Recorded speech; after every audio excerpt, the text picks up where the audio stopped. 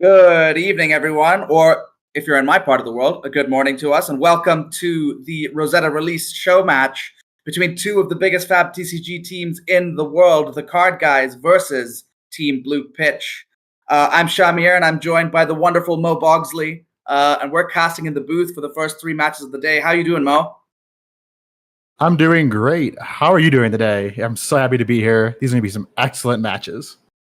Yeah, it's our first kind of look at the set's constructed impact, and we are looking at a very big impact. The return of Runeblade, the new identity for our wizard heroes, a little bit of tuning up for some old favorites, and a whole new hero revitalizing a new class, which we might see in our bonus match at the very end.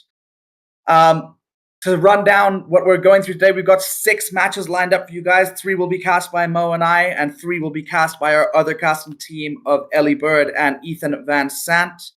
The 3 matches we're going to start off with today are Aaron Grace and David Yao on Viserai versus Oscilio, Ed Knight versus Pudding Tam on Verdance versus Aurora, Taylor Crawford versus Nova Chan on Oscilio versus Florian. And then in the second half of the event, we have Will Bradshaw versus Alan Lau on Prism versus Dash.io, Nathan Crawford versus Shing Tsang on Aurora versus Viserai, Battle of the Runeblades, and our bonus game, Josh Lau on the old reliable Dorinthea versus Pudding Tam on the new value hero on the block in a CC, Ira. I haven't even got her full name. Crimson Revenger, was it? So, Mo, what are we looking forward to today? What's the hype about this set for you? Yeah, so I'm a big wizard enjoyer. So being able to play any wizard deck besides Kano is super exciting for me. Runeblade being back, really haven't seen Runeblade since the Briar days. Viserai's always been there, but kind of like in the background in the shadows. So super excited for both these classes. And Viserai is our first match. So that's super exciting to see. Oh, absolutely. We're going to see the new of both of these classes. I am a Runeblade aficionado, and to see the class return to the fore is, warms my heart greatly. I cannot wait to see some of my old favorites in Viserai coming forward, and new takes on the class in Florian and Aurora, using some familiar cards, no doubt.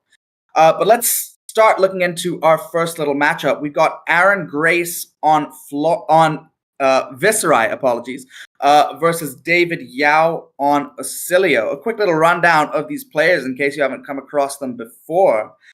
David Yao, member of Team Blue Pitch, has some results to his name, like many of the members of that team. A Calling Manila top 4, Hong Kong Nationals top 8 at 2023, and a top 32 at PTLA, running this Oscilio deck list, which is going to be really fascinating for us to see. Meanwhile, Aaron Grace, a top 4 at US Nationals, a top 64 at PT Lille, top 32 at Calling Indianapolis, and a positive win rate into Matthew W, and not a Viserai main, specifically for Man Santino. So with all of those little kind of conditions out of the way, what are you expecting to kind of see in this game? Any ideas on what we could expect to break into, Mo? Yeah, I've been playing a lot of these heroes a lot, and it's going to be a fast match. If you blink, you may miss it. Oscilio, not a great blocker. He wants to go fast and try to kill you as fast as possible. Viserai also wants to go fast, unless they're on a sneaky tank version where they're going to set up a bunch of rune chants. But I expect this match to be 4 to 5 turns max, to be honest. I think this is going to be a super fast match. Tons of fireworks and a ton of fun to watch. 4 to 5 turns of rip-roaring arcane damage, 5-card hands, and card draw all over the shop. I cannot wait to see it. With all of that said, let's get to our game. We kick off with Viserai versus Oscilio.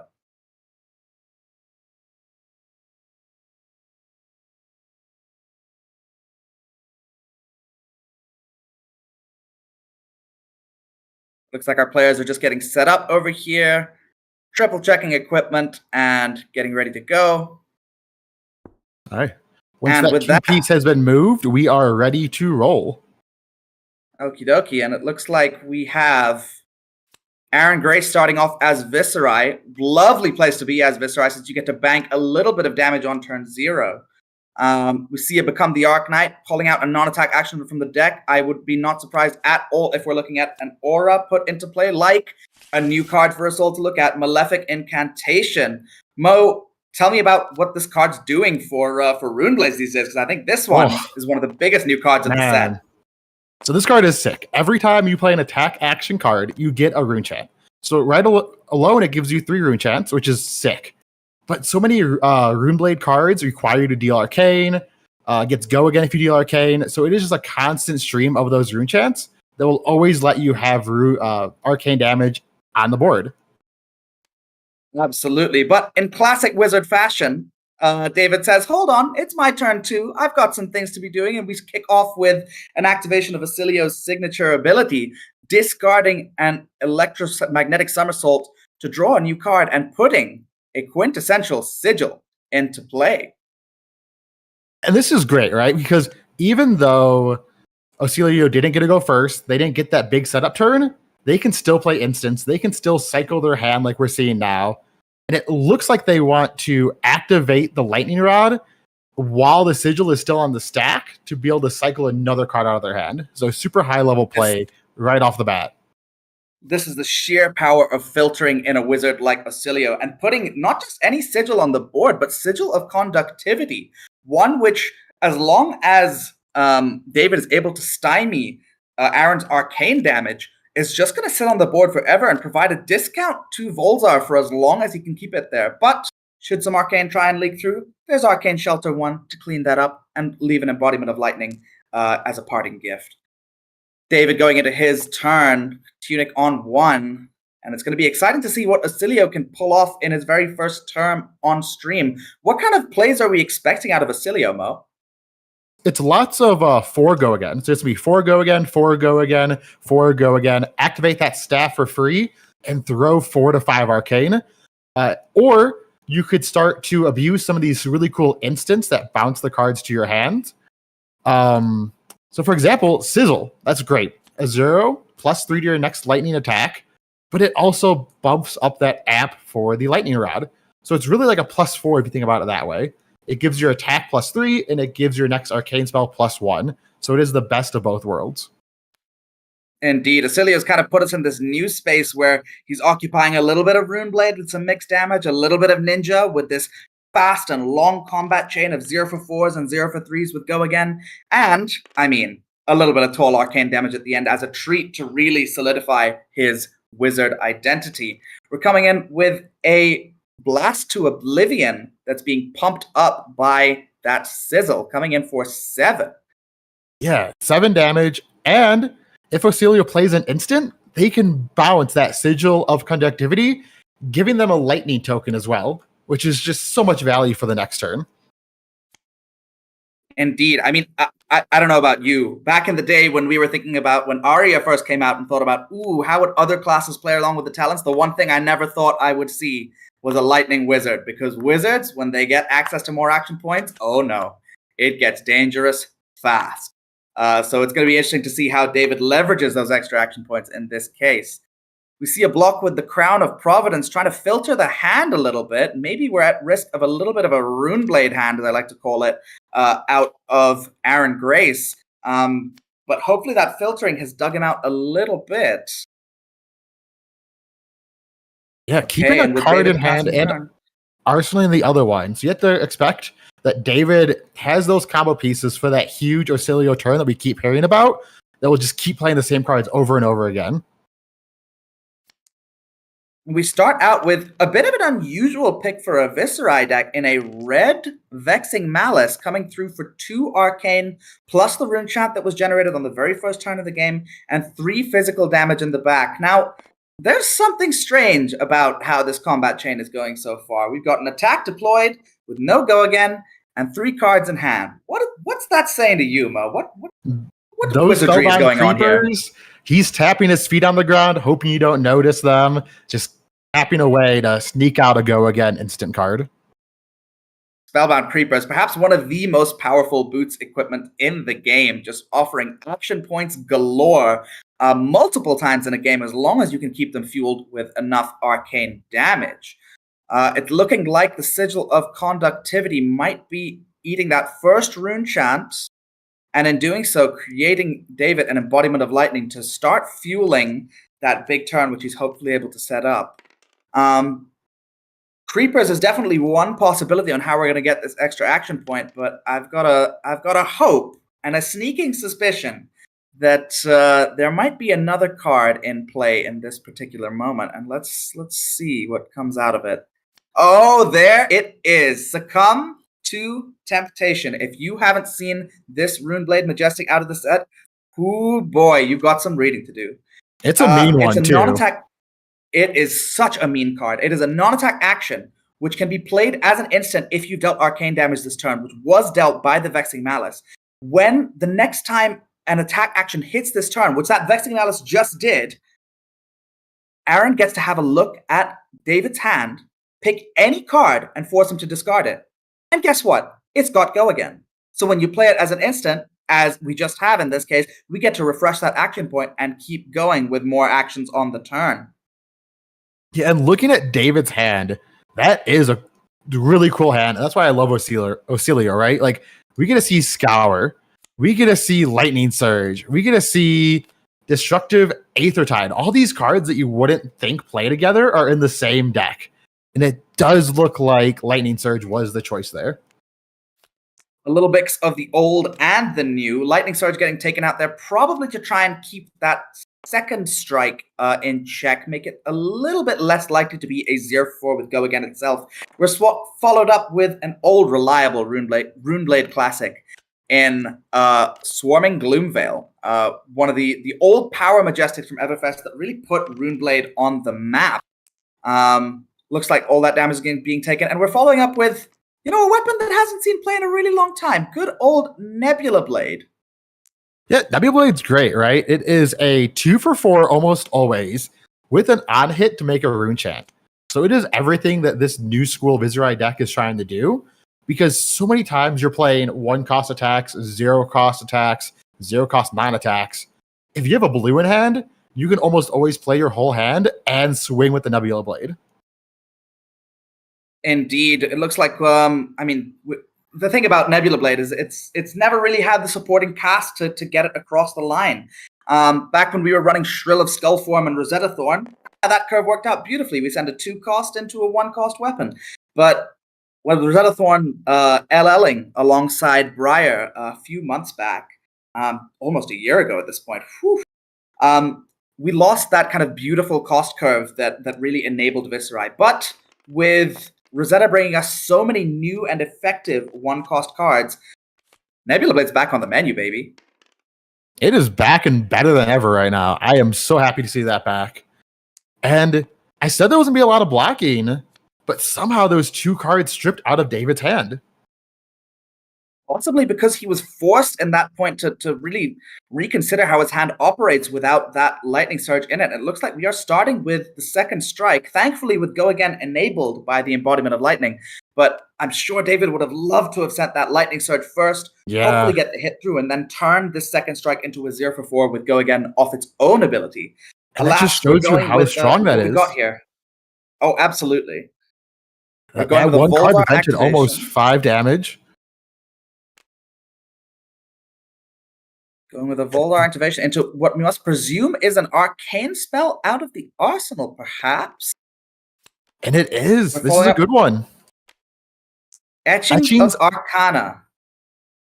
Yeah, so this one is going to let him get a sigil back from his graveyard if it deals more than 3 damage.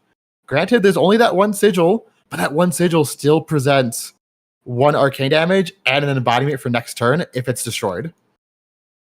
Conductivity is quite a powerful one, as we mentioned earlier, potentially allowing David to consistently get the discount on Volzar as long as it stays on the board. But in this case, with Viserai frequently threatening some pretty wide arcane damage in the form of rune chants, maybe it's just going to get cashed in for an embodiment of lightning. But hey, value is value. We don't argue with that. Looks like the surge ability went through. And we move over to Aaron's turn. The best part about putting that in Arsenal is that it isn't instant. So whenever you need to block one arcane, you can just throw that out there and cash it in. Indeed, and I'm sure he'd love to keep it. Oh, we got 2 new Majestics in a row. Our Machinations of Dominion, a powerful Go Again enabler, which is going to give this Snuff Out both Go Again and Overpower because an aura has been created this turn. And Snuff Out, probably one of the other highlight Majestics of the set for Runeblade, really leveraging the power of this synergy where if you get to destroy one of your own auras, something positive happens. Well, in this case, Aaron's going to try and trade just a single one of his measly rune chants for a whole card out of David's hand, really putting the disruption on. Yeah, really forcing David to block here, which, as I mentioned earlier, David does not want to block. The more 5-card hands he can keep, the more damage, the more power turns he can have. So really just saying, hey, do you want to block or do you want to lose a card? Either way, I'm taking a card, so it is your choice. It looks like we're going with the block for 5 here, committing just about the last of David's armor, which you can give away freely. That tunic standing by as the very last vestige of armor on the board, but at least dodging the on-hit from Snuff Out. We follow up with another Swarming Gloomveil, the old reliable, and 3 guesses what's coming next. Yeah, that 2 floating, like I mentioned earlier, if you can just play a 1/1 cost card and a bunch of zeros, Nebula Blade is just so strong. And here is just another super wide turn that is saying, hey, your life is going to fall fast. And I don't care if I take some damage because I have relevant on-hits. Indeed. We are certainly looking at that blazing fast game that you prepared us for at the beginning of the match. We're going in with the 1 and 4 here, and it's looking like it's all being taken, which creates an additional rune chant in the back. How about some 2 for 5 value on the Nebula Blade? Yeah, David was only able to keep the 3 cards plus that Sigil and Arsenal, but you have to assume that there were 3 really good cards. I have seen Oscilio do 40 plus damage with a 5-card hand, so if these are the right 4 cards, I could see a 30 plus damage turn at any moment. Indeed. We know we've got that Sigil of Conductivity in the arsenal that was recurred from the Etchings of Arcana last turn, which critically is a lightning card. So despite the fact that it doesn't seem like it's providing anything proactive to the turn right now, it is pumping up that Volzar amp by 1 for the turn. So it serves something in a proactive sense. Entwine with Lightning, Fuse with Fry. So these are just the normal good attacks that Oscilio wants. It's going to send arcane damage and these physical breakpoints your way, while also amping up that staff. Indeed. And Twine Lightning, a card that hasn't really seen play in quite a long time, but with the massive influx of powerful lightning cards coming in with Rosetta, it's got its time to shine again. A 0 for 4 with Go Again that is near unconditional as long as you can have a lightning card in your hand. Pretty impressive. And Aaron's just taking it. He's like, yeah, show me something that I care about. Show me an on-hit. And we're just going to see an Arsenal from David. So another setup for this 5-card turn. Oh, and that is a Mordred Tide. One of the classic power cards. Absolutely. We're going to see basically Viserai's rune chant generation doubled up over the course of this turn. And in addition, we get to see... Whoosh! Look at this output, both in terms of raw damage and in terms of on-hit potential. We see the Malefic Incantation also really show its value in this case, where despite the fact that it was played, a good 3 turns ago, it's getting an additional bump of value by being played on a Mordred Tide this turn, with the rune chant it would generate instead being doubled up to 2 rune chants. And 7 rune chants behind as well. We are looking at that is a 12 damage attack. Sadly, David's at 15, so this would put him to 3 if he took it all, but it still has Go Again. That Nebula Blade can still attack. On hit, make 3 rune chants. This is just a huge swing. Aaron has clearly decided that his role in this matchup is to force Oscilio to keep blocking no matter what. We have not seen a turn without a relevant on-hit. The one time when it seemed like it might just be innocuous physical damage, Succumb to Temptation swoops in from the hand as an instant and stripped a card out from under David. And Aaron has just not let up since. Yeah, and with David having to play all these instants to really make that deck flow, he has a ton of non-blocks. Fry doesn't block. Any instant doesn't block. Any sigil doesn't block. So we're saying, hey, can you block 5? Is a real question. Indeed, having spent all that armor earlier on the first snuff out, it is quite a question to ask to offer another one with an additional on-hit this time in the case of Mauverin Sky's Yellow. We'll see if David can find his way out of this one, but I think it might be another turn where his back is against the wall. The good news for David is he does have that sigil, so that will block that first rune chant, make the embodiment of lightning. But if he doesn't have any cards going in his next turn, it's just going to sit around and wait. Absolutely. It was more setup for that big turn, but I mean, we have to see the big turn for the setup to actually pay off. Let's hope we get around to it pretty soon. But for now, we've got to answer what's on the board, thinking about how we're going to handle this very first rune chant to begin with. I think there's a couple of available lines here. David is in the tank, trying to see how to live through this turn. The one arcane is eaten. Those 6 rune chants are hanging out for that next attack. Yeah, just waiting on standby, like, okay, don't worry about us. Just 6 damage in the back. Oh, and a Nebula Blade too. Just a casual and 11 value. David took it. Around. Whoosh! He has to discard a card. Granted, Aaron will lose a rune chant to make David discard a card, but that is a deal he will take every day. And that is a fry. It doesn't block. And now we're following up with, because of that Mauverin on hit in combination with the Mordred Tide, Aaron has smelt blood in the water and has said, it's time to go for it. We're cracking 11 rune fixing chants. Quill Hand, sending 11 rune chants alongside a Nebula Blade coming in for 4, which on hit would generate 2 rune chants in this case. He said, it's now or never, buddy. You better give me your whole hand or kill me on the spot.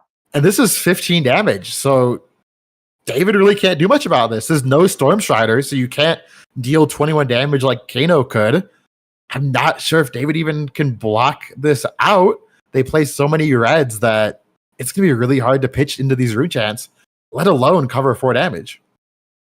We start with the Tunic activation. We start with the small steps that matter. So the Tunic activation is no doubt going to cover one of the rune chants with Arcane Barrier 1 on Lightning Greaves. Thinking about what we pitch for the rest here.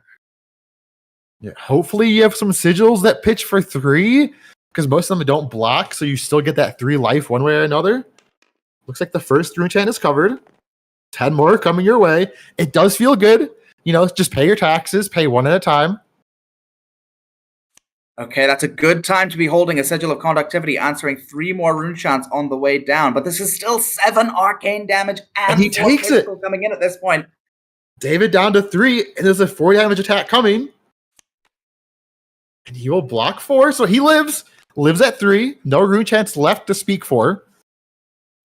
The Tunic given away in desperation here, just giving away the last of Oscilio's armor points. We've got a 2-card hand from Oscilio. What could possibly be done on the 2-card hand? That is the combo card right there. Gone in a Flash. With the right setup and your boots, you can play Gone with the Flash a ton of times and just keep on giving it a go again. But there's 1 card in hand. The most David could do is play it twice, and that's just not enough. Indeed, but maybe he'll go out fighting with a gasp as we see this Gone in the Flash given go again by the Embodiment of Lightning in play. And, who knows where it's going to end up pretty soon. If that last card in hand is an instant, we get to leverage Gone in the Flash's ability, which says the next time an instant is played this chain link, you get to return it to your hand, kind of being like a snatch that draws a snatch. Reminds me of Lightning Hero's kind of equivalent to Endless Arrow for Rangers. And the good thing that could happen if you are a Team Oscilio gamer is that Viserai does draw Viserai hands with just all non-attacks, right? So it is possible that David could get the tempo this turn if it's no attacks in hand. Holding out on the Runeblade Brick, but this is a fantastic instant to play in this case. Electrostatic Discharge, allowing him to bounce the Gone in the Flash back to hand and pump it by 3 when it gets deployed for the second time. Coming in for 7 this time. This is a pretty impressive 2-card hand, I've got to say. 2-card 11 is always great, right? It's not as great when your opponent doesn't block at all, but it is still such a cool turn. Indeed. Aaron saying, you know what?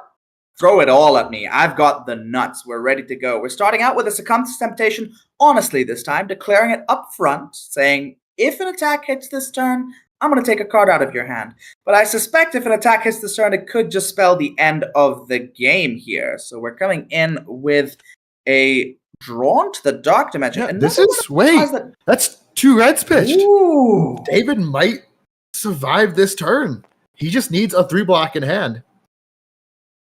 It does draw Incredibly cards, though. significant.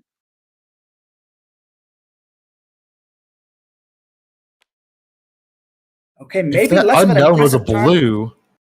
Yeah, then we were thinking Aaron might be deploying here, but he's just said, I need to keep my foot on the gas. I cannot let Oscilio get to keep cards in hand here.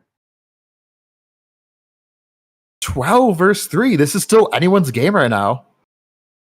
Absolutely. That's a 3 block. You see a new Majestic blocking on the chain here, but as you alluded to earlier, there are those creepers coming out to play.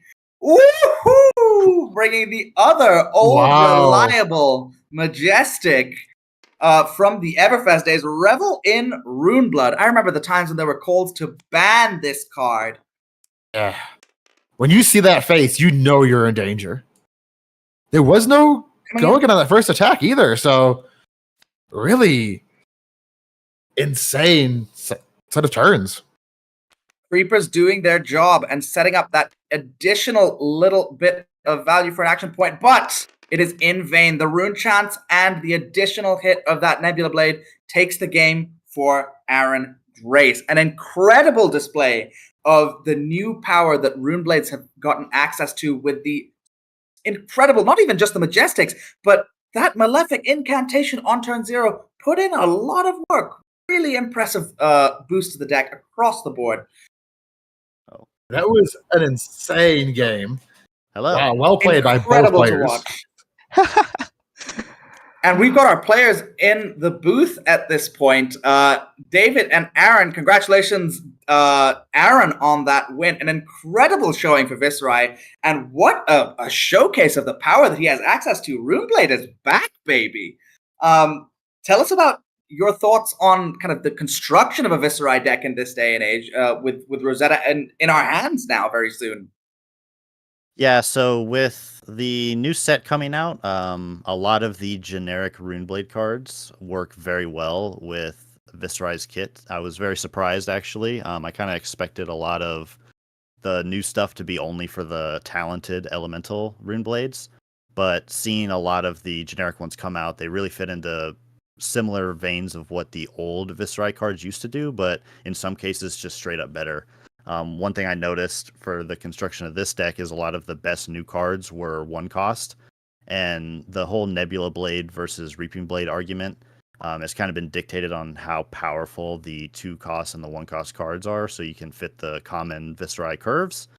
And with Hit the High Notes and Snuff Out just being so powerful cards, you kind of unlock the extra power that Nebula Blade has, being able to sink the extra resource into your weapon for a much more devastating chain ender.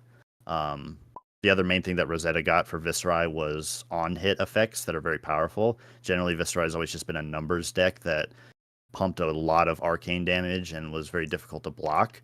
But now you have to deal with the Rune Chance, and you also have to deal with cards like Succumb to Temptation and Snuff Out, threatening the physical on-hits and just ripping your hand apart. So overall, just, I think, solid upgrades.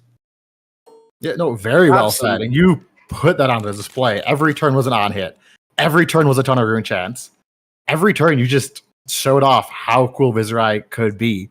But, David, you also put on a show with that deck. Can you walk us through your thought process with building it and what you're really aiming to do? I'll say like it's a pretty interesting deck. I don't think I get to show off a ton because I only draw like into one kind of sigil, which is the sigil of conductivity, if I'm not mispronouncing. I think like with Gone in a Flash, and some instant you can pop your leg piece and then play Gone in a Flash for a few times and then come in with a like big arcane damage with on hit like Mind Warp, then that would be a more more destructive hand, I would say. But like I didn't have the go again when I needed it, or I didn't have my arcane damage together with my lightning cards, like, so I didn't get to play a ton in that game. And I also didn't have many chances to use Oscilio's hero ability to do the hand swap so that you can draw into a better hands, because I didn't draw into much instance. So I'm looking forward to how the card guys will like have built this deck like in the following matches. Yeah. Indeed, we're going to get to see Taylor Crawford's take on Oscilio pretty soon. Absolutely. I think it was a tough spot to be in, given your seat. And as we've heard from LSS so far and some of the dev talks, Oscilio might be one of the biggest kind of mysteries and enigmas of a flesh and blood deck that we've seen so far. It plays so unlike anything else that we've seen so far. It's got a little bit of that Rune Blade in it, mixing some physical damage with some arcane. And I love the idea of really pumping these significant on hits via Surge. Because I think Volzar is the reason to be playing that deck. Absolutely. Well, thank you very much, players. Some brilliant play out of both of you. And thank you for introducing this event and the set to us. Can't wait to see what you both brew with these new cards and these new heroes in the future. Absolutely. It's a lot of fun. Thank you. Yeah, good game. Thank you. And now, going into our next match, we are going to have Ed Knight and Verdance versus Pudding Tam on Aurora. How do you feel about this matchup? Have you played this matchup yet? Any insights you might have? Well, this is certainly one we got to see a little bit of in terms of the limited gameplay at the world premiere, but it's going to be fascinating to see how it plays out in Constructed. To me, I think the deciding factor of this game is how exactly is Verdance being built? Because we're seeing a few different camps emerge. The ideas that people had as the cards were being revealed was, okay, kind of a value-oriented deck. Very similar to maybe the Wounded Bull builds of Icelander in the middle of her reign of terror, as it were. But lately, I mean, Wizard players are always going to cook. And they have been cooking up some fascinating combos with this Verdance deck. So I think it really depends on what direction Ed has decided to take this deck in. Completely agree so much. I think this is going to be a super fascinating matchup. And Pudding Tam, the leader of these aggro decks, right? We've seen him so often play these insane ninja decks and top all these events with these aggressive decks. Now, this one isn't a ninja, but it is still going to be lightning fast with this Rune Blade hero. Absolutely. Putting a massively accomplished player with a top 8 at Worlds 2023, a top 4 at the PT Amsterdam, and a finalist of Calling Phuket. Pudding Tam, someone who is just on a roll, and we'll see if Ed Knight can put a stop to him today. Ed Knight also got plenty of titles to his name, a slew of top finishes across Battle Hardens and Callings since Calling Indianapolis 2022, with a top finish at the Calling Vegas 2022. Ed, famously known for being a Guardian player and a Guardian main at this point. So let's see if he has taken Verdance in that kind of staunch defense direction, or whether he's cooking up something a little bit more combo-oriented with it. Hey, maybe a little bit of both. I guess we'll see as the game unfolds. It looks like our players are just prepping up, drawing their opening hands, and we'll be ready to get to the action in just a second. So, without further ado, let's kick off the game when our players are ready. Yeah, I am super excited to see how both these players have built these decks and what equipment they're going to bring, right? There's so much new equipment in this set that is super strong that I'm really curious to see what these players are cooking. And both these players like to cook. And looking at the battlefield, we see a Reaping Blade on the side of Pudding. So already cooking. Yeah, we're saying, Verdance, you want to gain life? Maybe not today. The kind of clause on Reaping Blade, which might make that a little bit tricky to get through, is of course that Verdance can't exactly be on lower life than you if you want to stop her from gaining life. And I think, well, we'll see how she plays over the course of the game, but if that's the only condition that Verdance has to work with in order to ensure she can get some life, sure, she'll take some damage to the face, not a problem. In terms of the equipment that you mentioned, we have some really fascinating choices across the board from both heroes here. Let's start with Ed on Verdance. We've got a choice of 2 common equipments that are significantly powerful in the Helm of Lignum Vitae and Well Grounded. What do you think has kind of pushed Ed towards playing these 2 equipments instead of maybe some of the more common legendary choices like Crown of Providence and Stormstriders? Yeah, so looking at Well Grounded first, it makes a ton of sense. Aurora being a rune blade, there's going to be that split damage, right? And Well Grounded just says, you know what? I can eat 2 rune chants. I can eat 1 rune chant and 1 damage off that breakpoint you're sending my way. So Well Grounded, super good at covering those breakpoints. Helm, though, it's an earth card. So you can get that in your graveyard. Even if it just blocks for 1, it will help you decompose faster, help you turn that hero ability on, and really get to that end game that you want to get to. I think you hit the nail on the head here. It's that earth line in both cards that is so significant here for enabling Decompose, which is no doubt going to be a central part of Verdance's plan. Meanwhile, on Aurora's side, we've got a couple of new cards to play with. The Lightning Greaves, which we saw last time, and a new and incredibly powerful helmet in Face Purgatory. Have you played against this card yet, Mo? Every time I play against it on Talishar, I'm just like, oh my god, that card is so much value. It does so much. It fixes their hand. It destroys your hand. Really helps you not have a Runeblade hand ever again, while also disrupting your opponent when you need to. Scowling Fleshbag, eat your heart out. It is an incredibly disruptive helm piece. Absolutely. We see a choice of AB3 across the Lightning Greaves and the Dyadic Carapace, an all-reliable legendary, which kind of serves as a wide role player for Runeblades these days. And we move into Pudding's turn, kind of thinking about the sequencing of these 4 cards. My experience with Aurora so far, there are actually a lot of ways to sequence a turn. You need to think in many ways about how exactly you want to preserve your resources in the next turn, and when you want to just let them all go at once. And this is great. Looking at this hand that Pudding was working with, it makes sense why it took a while. He had Blink, right? So he could just get an action point if needed. But he also had Sigil, which would count as lightning card for this turn, but then also next turn, give him that embodiment of lightning. So he just pitches that Blink to make an embodiment for this turn, basically being the best of both worlds. Getting the action point this turn and setting up for next turn. Indeed, taking a little bit of a setup turn here, ensuring that an arsenal is in place, and that Sigil of Lightning is going to pop next turn and offer Pudding an embodiment of lightning. The embodiment of Earth, meanwhile, created by Ed on Verdance, putting in a little bit of work on the very first turn. And with that said, I feel like we need to talk about Staff of Verdance Shoots. That's not a card which honestly looked like it was playable at constructed rate to me. Yeah, no, this card is really great. So it costs 3, but it lets you amp 1. And whenever you pitch an Earth card to it, the next time you deal arcane damage this turn, you get an embodiment of Earth. And because you're a wizard, you play so many non-attacks, and it almost makes all of your non-attacks just block for 4, right?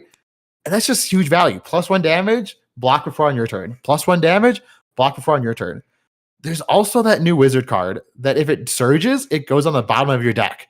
So it's almost like an anti-fatigue plan in a way, if you can just keep amping that card up and putting it to the bottom while making these embodiment of Earth tokens. We absolutely could see Surge be a really important part of this strategy as you move forward. Ed, closing out his turn with a Cadaverous Tilling, our first Decompose card hitting the board, banishing 3 Earth cards from the graveyard and trying to get Verdance online just a little bit quicker at a pretty competitive 2-card 8 rate as well, no less. Yeah, insane how good that card is, right? It does block for 2, so that is like the downside, but it lets you decompose and it still comes over for 8. It is such an on-rate card that I just love to see. Very, very powerful indeed. Pudding starting this turn with 5 cards and an embodiment of lightning, an aggro player's dream, and we kick off with the reason to play Aurora, if you ask me, which is the Arc Lightning, her specialization. It's a non-attack action with Go Again. It's a lightning non-attack action, no less. That says, whenever you go again this turn, deal 1 arcane damage to any target. Well, guess what? It's not just go again on your cards. It's go again on your equipment. It's go again on your weapon. And on top of that, it'll just give your next action go again. Because why not? Let's have some free action points around for Aurora. Yeah, so already it's done 2 arcane, 1 from playing it, and 1 from the Grasp of the Arc Knight. So I'm sure this card's gonna do at least 3 to 4 more arcane damage this turn alone. But already just 1 card has dealt 2 arcane and giving next attack go again.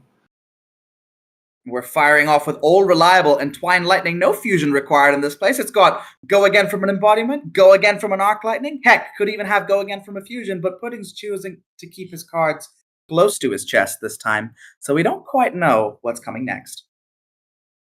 Yeah, and that's another 1 damage from the Arc Lightning and the 1 damage from the Rune Chant. So Ed Knight is taking a lot of arcane damage, but he still wants to gain life, right? So he's okay with taking this damage early to then gain life later. Absolutely. I think when it's vanilla damage on the board, as is so far everything we've seen, Ed is no doubt going to be happy to take that damage so that he could get just under Pudding's life total and be in a position where he can start gaining some life again. Looks like we're considering the blocks here. Without access to an embodiment of Earth, it might not be the cleanest answer to a breakpoint attack, but a 3-block is still a 3-block. Yeah, Heartbeat of Candlehold, a card that doesn't really do much with that Reaping Blade staring you down and you having that 6-point life lead. Ed Knight looks like he took back that block and is changing his mind a little bit for a Plow Under instead.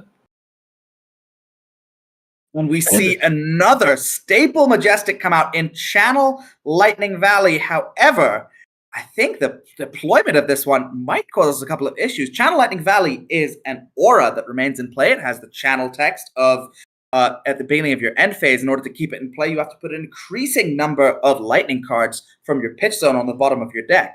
And it says the first time an opponent is dealt damage each turn, you get to draw a card, which is supremely powerful. I mean, we're in an era where the books were banned.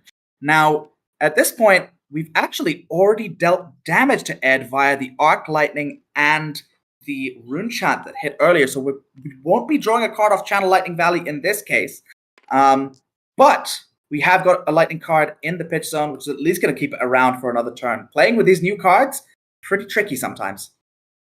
Yeah, and it might just be Pudding trying to sequence things to get the max damage, right? Maybe he knows that he won't be able to use that card. Oh, it looks like he drew an XP face, so maybe, I think, maybe it was a mistake. Pudding's telling us exactly what happened there with the my bad. But you know what, Pudding? Hey, it's new cards. We've all got to learn sometime. It's a great learning experience for us and our viewers. And you know what? If Pudding didn't tell us that, I would have just assumed he had some mastermind plan, right? These top level, like they could just cover that up and say, "Oh, I was trying to get more damage," like I was trying to say. Because if you start your turn off with that channel, Ed might have pitched the arcane. He might have blocked more aggressively to deny that card draw, but instead he just took the damage. Oh, we adore the honesty from Pudding and the rest of the Blue Pitch gang. But we are coming in here with another massive Majestic. I mean, these Earth Majestics, Felling of the Crown. Tell me about this card, because I could not believe what I was reading when I first read this card. So there is a cycle of this card. This one is a 3 for 4, but if there's 4 more Earth cards in your banish zone, it's a 3 for 8. And then on top of that, if you decompose when it attacks, each player takes a card from their hand and puts it on the bottom of the deck. So a lot of times you'll see these sneaky Earth players overpitch, like you just saw Ed Knight play, so he doesn't have to put a card on the bottom of his deck. But he still gets that one floating if needed. We're getting the best of both worlds here, getting us closer to having Verdance's ability online and disrupting Aura to boot with a 2-card 8. I mean, the sheer rate on a card like this, when you try and take into account everything it's doing for you, is just incredible. It feels like one of the biggest reasons to be playing these new Earth heroes, to have a card as powerful as Felling of the Crown. Just back-to-back 3 for 8s from Ed, which, listen, 3 for 7s used to be the goal, right? And now we're just a 3 for 8 with more text, which is just so much fun to see from these Earth heroes. Absolutely. It looks like we're going for the more kind of aggressive plan. Maybe not stacking into some big combo, but just going with punch you in the face kind of method out of Verdance. I mean, she was described as a battle mage by LSS, and well, we're seeing the battle part of battle mage for sure. Looks like Pudding is thinking a little more on the card they put to the bottom, changing their mind. But 8 damage is still 8 damage, right? We know these aggressive lightning decks don't want to block very much, if at all. Filling their deck with 2 blocks, filling their deck with these instants that are just so strong that Pudding is just going to take the 8 damage here and say, you know what? I need the 3 cards. I want my channel to hit and draw me a card this turn. I'll just take it all. Indeed, it's going to be really fascinating to see what Pudding can pull off with 4 cards and a Channel Lightning Valley on the board. Let's not forget. We could be looking at some seriously impressive plays out of this turn. No embodiment of lightning to start the turn, so we do need a chain starter. Something like a Fry, Entwine Lightning could also do the trick. Indeed, finding that first source of go again, and finding that first source of go again on a lightning card, no less, is usually one of the challenges that we have to think about when we play as Aurora. It looks like we're starting out by pitching 2 cards, over pitching to create a rune chant off the grasp, and following up with another all-reliable Runeblade card in Swarming Gloomveil. With a single aura created this turn, we're coming in for 1 arcane and 3 physical, but if either of these sources of damage deal any damage at all, then we're looking at an extra card drawn for Pudding. And it does have go again because he made that rune chant this turn, so the sequencing just so important from these aggressive lightning decks. But well-grounded. Eating that arcane damage, not costing a card from Ed's hand. You're going to block 2 life. And the other helmet, filling the graveyard. This is an issue we used to see with Levia, where they need those 3 cards in graveyard to banish. And Ed said, you know what? I need 3 cards in graveyard to banish as well. Because if he can decompose again, his hero ability will be online. I love the comparison to Levia there, because what we're seeing here is an aggressive filling of the graveyard to try and get some more decomposed fodder in the bin, while also, as you said at the very beginning, discussing those equipment, cleaning up some breakpoints via the well-grounded distributing its damage prevention, and Helm of Lignum Vitae being a block 2 equipment. Coming in with an exude confidence. What a spicy include. Really trying to hate out those instant speed shenanigans from Wizards, perhaps. Or perhaps leverage some extra cards to be able to pitch. We're dealing that 1 damage over the top, critically, getting to draw a card from Channel Lightning Valley, and keep it around, channeling those 2 lightning cards in the pitch zone. Yeah, that overpitch was just so heads up, right? Like, but he knew he needed that channel to stick around. And even if he didn't draw a card last turn or this turn, it still would be that threat. Oh, here's a classic one I hear. Command and Conquer. Command, I mean, what more can be said about this card? One of perhaps the most ubiquitous cards in Flesh and Blood at the Majestic level. Command and Conquer saying, give me cards, whether they're from your hand or they're from your arsenal. Now, in this case, we could see Pudding choose to deploy some of his armor, which is still fully intact at this point, to try and keep his hand at full strength. But if that's not going to be worth the proposition here, we are going to see a block for 6, which, as we've said a couple times now, blocking for these lightning heroes, a little bit of a challenge sometimes. But Ace Purgatory, this could be the best time. Ed held 1 card from last turn, so you have to assume he wants that to Arsenal, and blocking with a Snatch and a Burn Up Shock, that would normally only block for 5, for 5, but with face, blocks for 7, covers up the CNC. Strips that card from Ed, draws a card. Woohoo! And it's followed up with an electromagnetic somersault, pulling that Snatch back to hand, ready to be used on his own turn. I mean, if that's not evidence for the power of Face Purgatory, I don't know what is. We stripped a defense reaction out from being able to be arsenaled by Ed, managed to draw a card in the process, block out a CNC on hit, and draw an extra card to boot. And here's a new card. Shock Burn Up. This is deal 1 arcane damage to any target at instant speed. However, the other side, Burn Up, says the next time an attack you control hits this turn, deal 4 damage to them. Basically a boom grenade for Rune Blades. A 0 for 5 type non-attack action? I'm there, baby.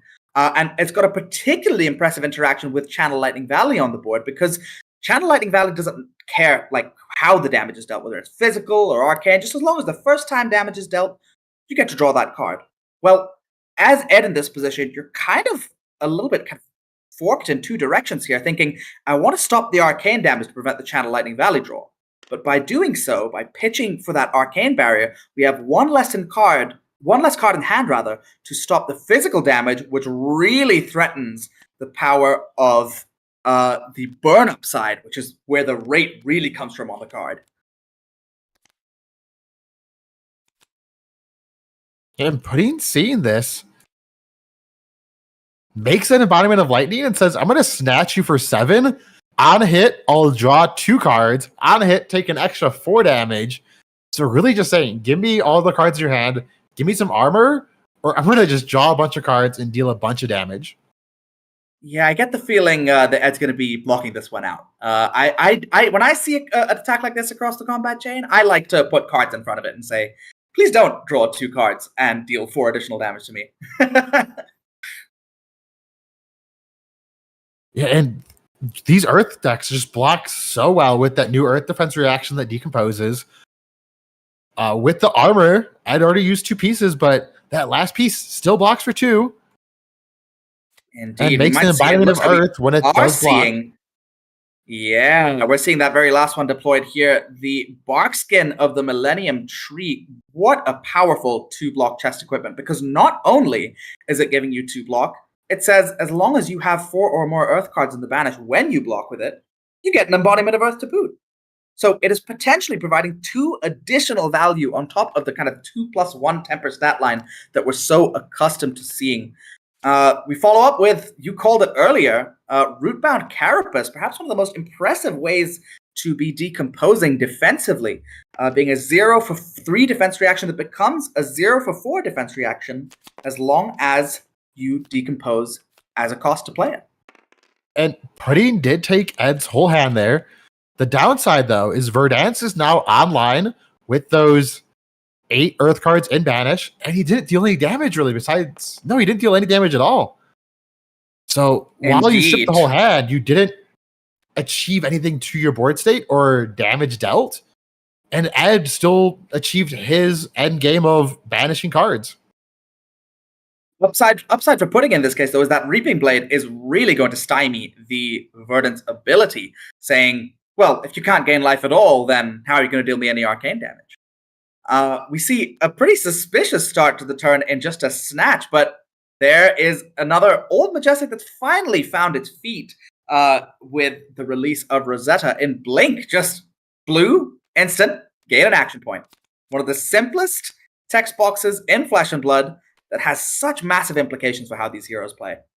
And here's a newer Majestic that we saw waves against Zen. Weakest Link is so good into all of these Lightning decks. They're playing so many sigils, so many instants, that it almost always has targets. Indeed. Sometimes even just getting information against Aurora can be really powerful, because seeing kind of the tricks that she has up her sleeve, the sequencing that you might need to play around, could be a really huge deal, even if we don't end up discarding a card here. But if there is an instant in hand, then you'll bet that that Pudding is going to want to defend it in his hand to prevent that card draw and discard on hit from happening. And there's 6 blocks, so these Lightning decks just cannot keep cards to save their life right now. But this we're seeing some classic Fab at work here. This is looking like an E-Strike for 7, I think.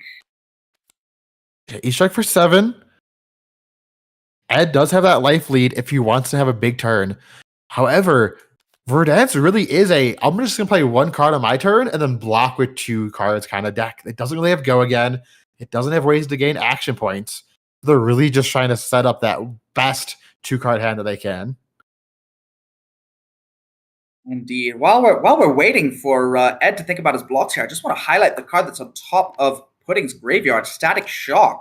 That's a card which isn't actually released in the set of Rosetta, but was released as part of the first Strike decks and has massive implications for Aurora, just being essentially a 0 for 4 on hit, 0 for 5, as long as you played a lightning card this turn. Pretty impressive stat line. And here's another CNC. Ed just not letting up the gas. He's saying every turn, I'm going to say, give me cards. Every single turn, he is threatening to rip cards out of Pudding's hands. And this might be the time to cash in this armor and have that big 5-card hand. We're definitely seeing a theme with how to handle the Lightning Heroes, which is don't let them keep 5 cards. I think the moment we get to see that happen, I hope we will get to see some sparks fly, so to speak. Yeah, and Ed at 23, that Reaping Blade is almost turned off. So close. Pudding thinking about maybe not committing the armor here. Maybe it's going to be more important later on. Yeah, I think that's 2 CNCs and 1 weakest link we've seen so far. So you still know there's 3 of those cards you get to play around later in this game. Blocking with an all reliable from Tales of Aria, Arcanic Shockwave. Another one of these kind of 0 for 5 stat lines, as long as you have some lightning cards in your deck to fuse it with. But in this case, it's hitting the graveyard as a 3-block, doing its important duty to keeping the rest of the cards in Pudding's hand. And Twilight Lightning, fuse with Lightning Press. One of my favorite fuses.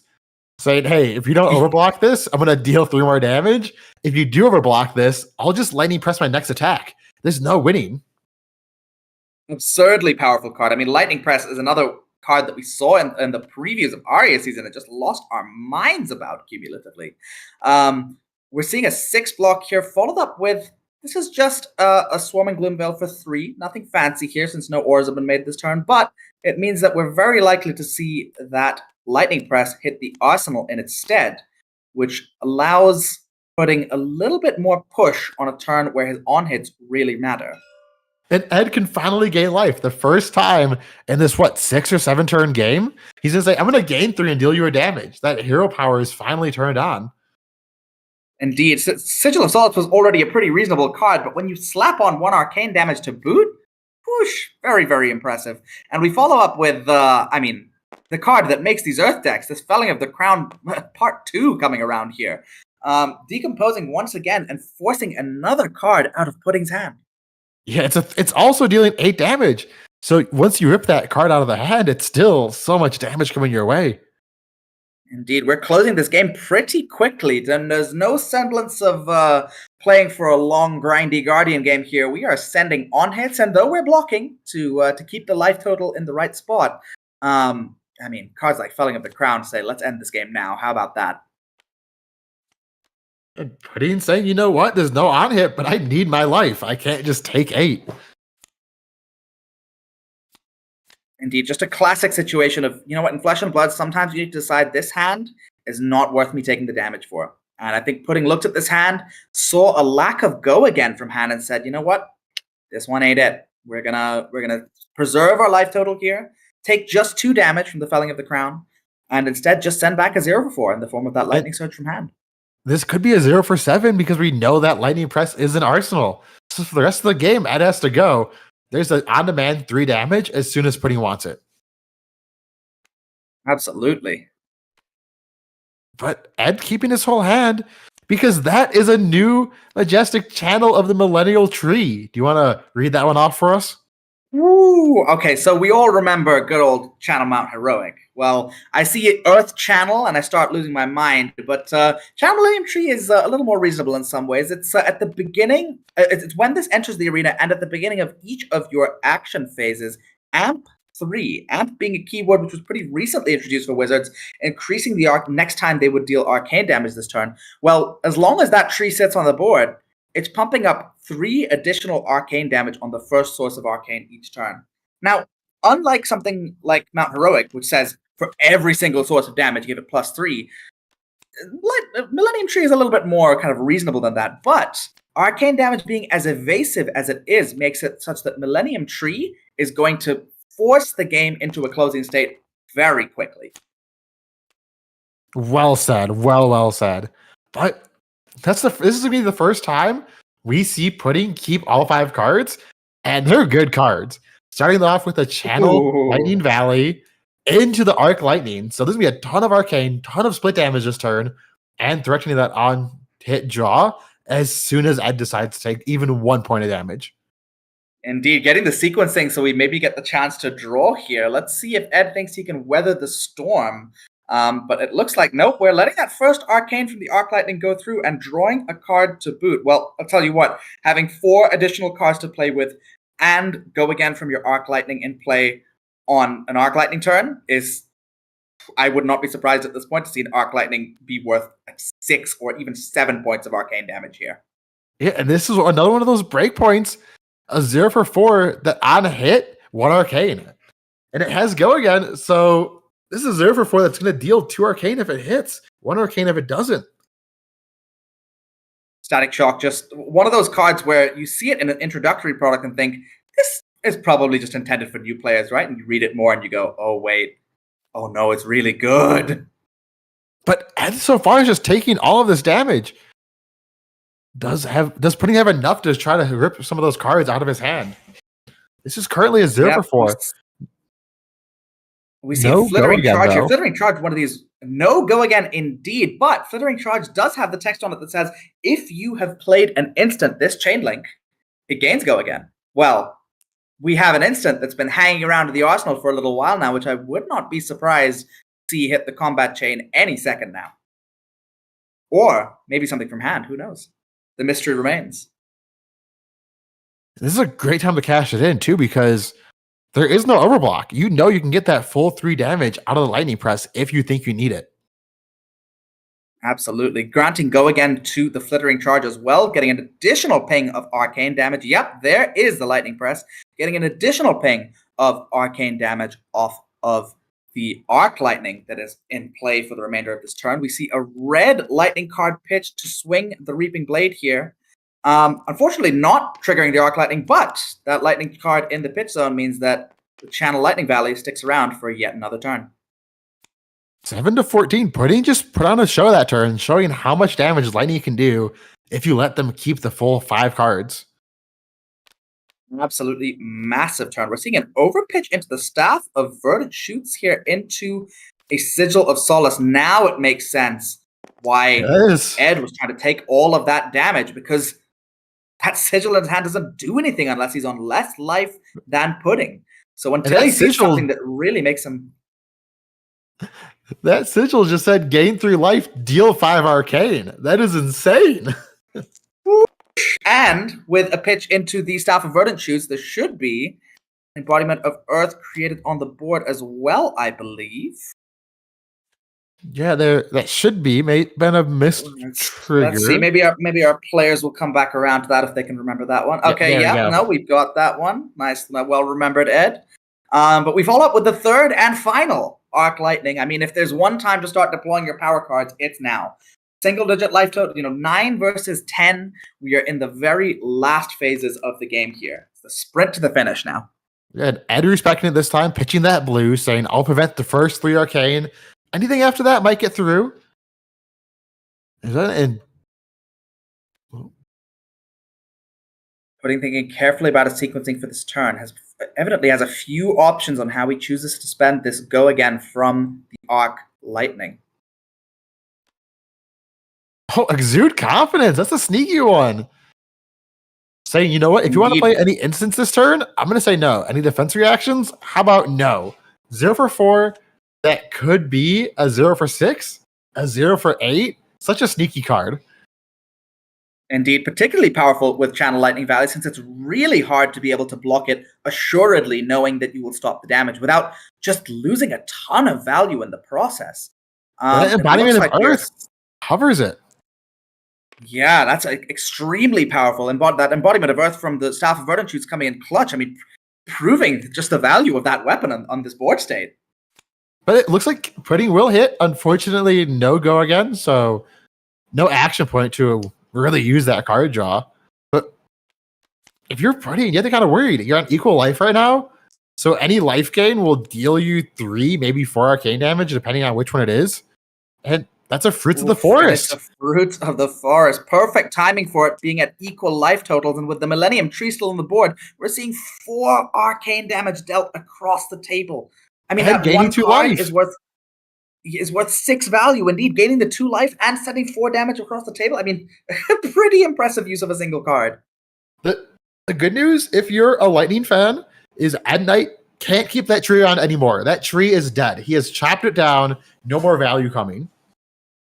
Not just that, but once again, we're seeing Pudding able to keep a 5-card hand here. Now, 11 might look like a lot of life to play with, but these Lightning heroes, they come in fast. We could see 11 life disintegrate in the blink of an eye if Pudding chooses to keep all of his cards here. Although he chooses, in this case, to spend that AB3, save his life total, again, maybe deciding this hand isn't the one that's worth committing my remaining life total for. Yeah, maybe no go again in this hand. Maybe doesn't think the 3 damage is worth it. We're starting off with another Fittering Charge. Such a fun card, right? You can just say, it's just a 0 for 4. There's no go again. You can trust me, I promise. It's my favorite thing about it is when you sit across from this card and you see that as the first card play, you know it's going to get go again. But what you don't know is how. What is the instant that's going to be played? Is it a Channel Lightning Valley, in which case I should be trying to stop all of the damage going through? Is it a Lightning Press, so I should be worried about the actual extent of the damage output? Is it something as innocuous as a Blink to just kind of increase the number of action points in play? Or is it this card here? Somersault. Electromagnetic one Somersault. Of the most fun cards, let me tell you. Indeed. Bouncing that Flittering Charge back to hand in the resolution step, but being an instant also granting it go again. So in this way, we've kind of converted that Flittering Charge into being a 0 for 4 in itself. A pretty impressive conversion of an instant card. And you can also use it on defense if you need to block with 2 cards and bounce back to your hand if you need to do some weird stuff. It's such a great offensive and defensive card. An incredibly powerful card indeed. We're once again to see that same Flittering Charge deployed. This time, just blocked for 2 here, but there's no follow-up here. That one was the honest, nope, it's just a 0 for 4. Don't worry about it. Plow under. This is the first time we've seen this Majestic actually played this game. It's another one of those sneaky, it's just 2 damage until you read that text box. This is a 2 for 6 that when it attacks, it bottoms both players' arsenals if you decompose. Indeed, with Ed having no arsenal of his own to put to the bottom, this is just an asymmetrical kind of push against Pudding's cards, once again restricting him from having a 5-card hand and sending 6 damage to boot. This card's lovingly being nicknamed Command and Compost at this point for its similarities to Command and Conquer. So let's see if that one catches on. But Pudding's going to survive the turn first for us to figure out where that name moves forward. Yeah, luckily for Pudding is he already lost his arsenal, so he doesn't need to block this to keep that arsenal, right? Like the arsenal's already gone, so now he's not priced into giving 2 cards to save it. He can just give this armor, keep his life higher, and keep those cards in his hand. Absolutely. It looks like we're saying, you know what? I've got to cash in this armor sometime. So even if it's just to prevent some damage with no on-hits, it's time to keep this hand. There's no reason for me to start giving away cards from these 4 and give you the 5 armor that I have on the board right now to be able to give one big push against Ed Knight's 8 life. And we haven't seen Lightning Greaves come into play yet, but as soon as a player blocks with that card, you have to wonder, is this going to be the big turn that he's going to play a bunch of instants and get go again and just take a bunch of actions? Indeed. Lightning Greaves, and a really fascinating design with an incredibly simple and elegant text box. It's got 1 block and Battleborn. And for the cost of a single resource, you can activate it, destroying it in the process. And it says, instance, you play, have go again. And it also has that arcane barrier as well if you're playing against a sneaky Runeblade or Wizard. Absolutely. We start up here with a Gone in a Flash. And once again, it's one of those, what are we following up with here? Because there's 3 cards still in the hand. You didn't keep this for no reason. Yeah. Ed hovering over the Lightning Greaves, checking what is about to happen here. Gone in a Flash, the card that really works with those Greaves so well, that basically give it go again every time you would bounce it, that you can really just play this 3, 4, 5 times the chain link. But we see them activated, pitching a Channel Lightning Valley. So clearly the instant that is coming out to play here is better than that. I believe that's the 3rd one as well. Oh, that is a good one. Electrostatic Discharge, 0 cost. The next attack action card you play with cost 1 or less this turn gets +3, which will get Go again due to the boots, which will bounce Gone in a Flash, letting them play it again. And now it's coming in for 7, which is exactly Ed's life. If we see one more instant play this turn, we could see the single Gone in the Flash card played 3 times in the same turn. That is the power of these Majestics and the power of a card like Lightning Greaves for enabling them. And it's a Lightning Press. Woo-hoo! Now, the interesting thing about Lightning Press is it has a bit of a counterintuitive play pattern with these, which I'm not sure our players have picked up on. The Lightning Press actually bounces the Gone in the Flash back to hand before it can pump the power of the attack. But it looks like we're just saying, you know what? I can't beat that, buddy. That is the game. And it looks is like a May effect. So if Pudding just wanted that extra 3 damage, he could just let that stay on the battlefield and not bounce it. That's true. That's true. We probably just sent in the extra damage there and followed up with a Reaping Blade swing for the win. Our first Lightning win on the board and our first Team Blue pitch win on the board, putting the scoreboard at 1-1 across these teams. We're neck and neck, and with a fascinating start to the meta and an introduction to these decks and the set. I have adored watching these games so far, Mo. No, these have been super amazing games to watch. Let's get these players in here and talk about what went wrong, what went right, and really their thoughts on the game and this meta. So welcome in, guys. Pudding, walk us through how'd that game go, and what are your thoughts on this new Runeblade? I think Aurora gives me a prior feeling when I'm playing her, and I think there's still more way to build it, like the Lightning Briar with all the red angle again. But I decided to play the more blue version because it's more flexible and it can play more new card, I would say. So it's happier to play the more blue version. And I'm gonna say I just woke up, so I forgot the channel. Yeah. Yeah. Putting the honesty on that play was so endearing, and to see you pull back from a play like that and still take the win in the end is absolutely incredible. The flexibility of the build that you have was absolutely on show. We saw your ability to pay for Arcane Barrier 3 a few times over that game while the Channel Millennium Tree was on the board. And in true Lightning fashion, whenever you kept a big hand, it just blasted tons of damage on the board, which is just my favorite thing to see out of these aggressive Runeblade heroes. Congratulations on your win. But, Ed, tell us about Verdance. What you got going on there? So I'm playing like a mid-range style of Verdance here, trying to kind of get some value off of Staff of Verdant Shoots and some value off the Channel Millennium Tree. You probably saw that I was pitching Mind Warps. So like the idea is to play Mind Warp or Destructive Aether Tide or something along those lines in conjunction with that card. And then, get enough Decompose to actually, see the benefit of the additional power on things like Felling the Ground and Plow Under. Lightning's super fast, of course. And there were some situations where it's like, do I block with my armor here? Do I not? Do I save it for later? There was one point where I blocked with the hat and the boots just to kind of save a little bit of damage. I ended up leaking one anyway, but it helped me ensure that I was going to be able to decompose the following turn. And then there was another block with the bark skin, the chest, where I was trying to play around like an end the turn snatch by being able to block for 4, but he ended up swinging the sword. And I lost a little bit of value there. I could have maybe seen that a little later in the game and been able to pull through. And then, of course, the last turn, I was not like staying in that game by playing around another Lightning Press type thing. So, if he has it, he has it. Absolutely. Sometimes you just got to call them out on it and say, if you got it, show it to me, and I'll start scooping up my cards.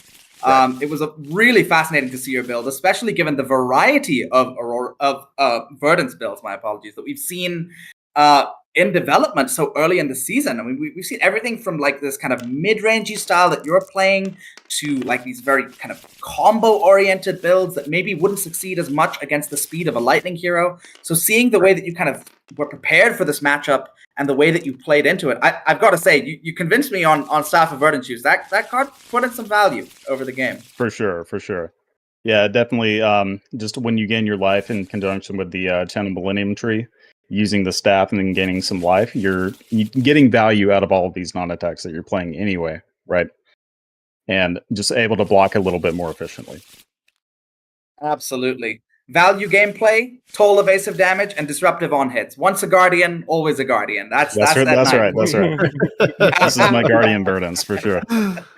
That game was so much fun to watch. These decks. Yeah, thank you guys. Wonderful game to watch. Thank you both for it. And, well, best of luck to your teams moving forward. Thank you for the game. Absolutely. Yeah, and good game just like that, we get to jump right into the next game. There's no stopping here. We have Taylor Crawford on Oscilio versus Nova Chan on Florian. So another Lightning versus Earth battle. Who do you have here and why? Okay, so we've got another take on Oscilio at this point. We've got to see a little bit of what Taylor's planning. It could be very similar to what we saw David play at the very beginning of this game series, but it could be a different direction entirely.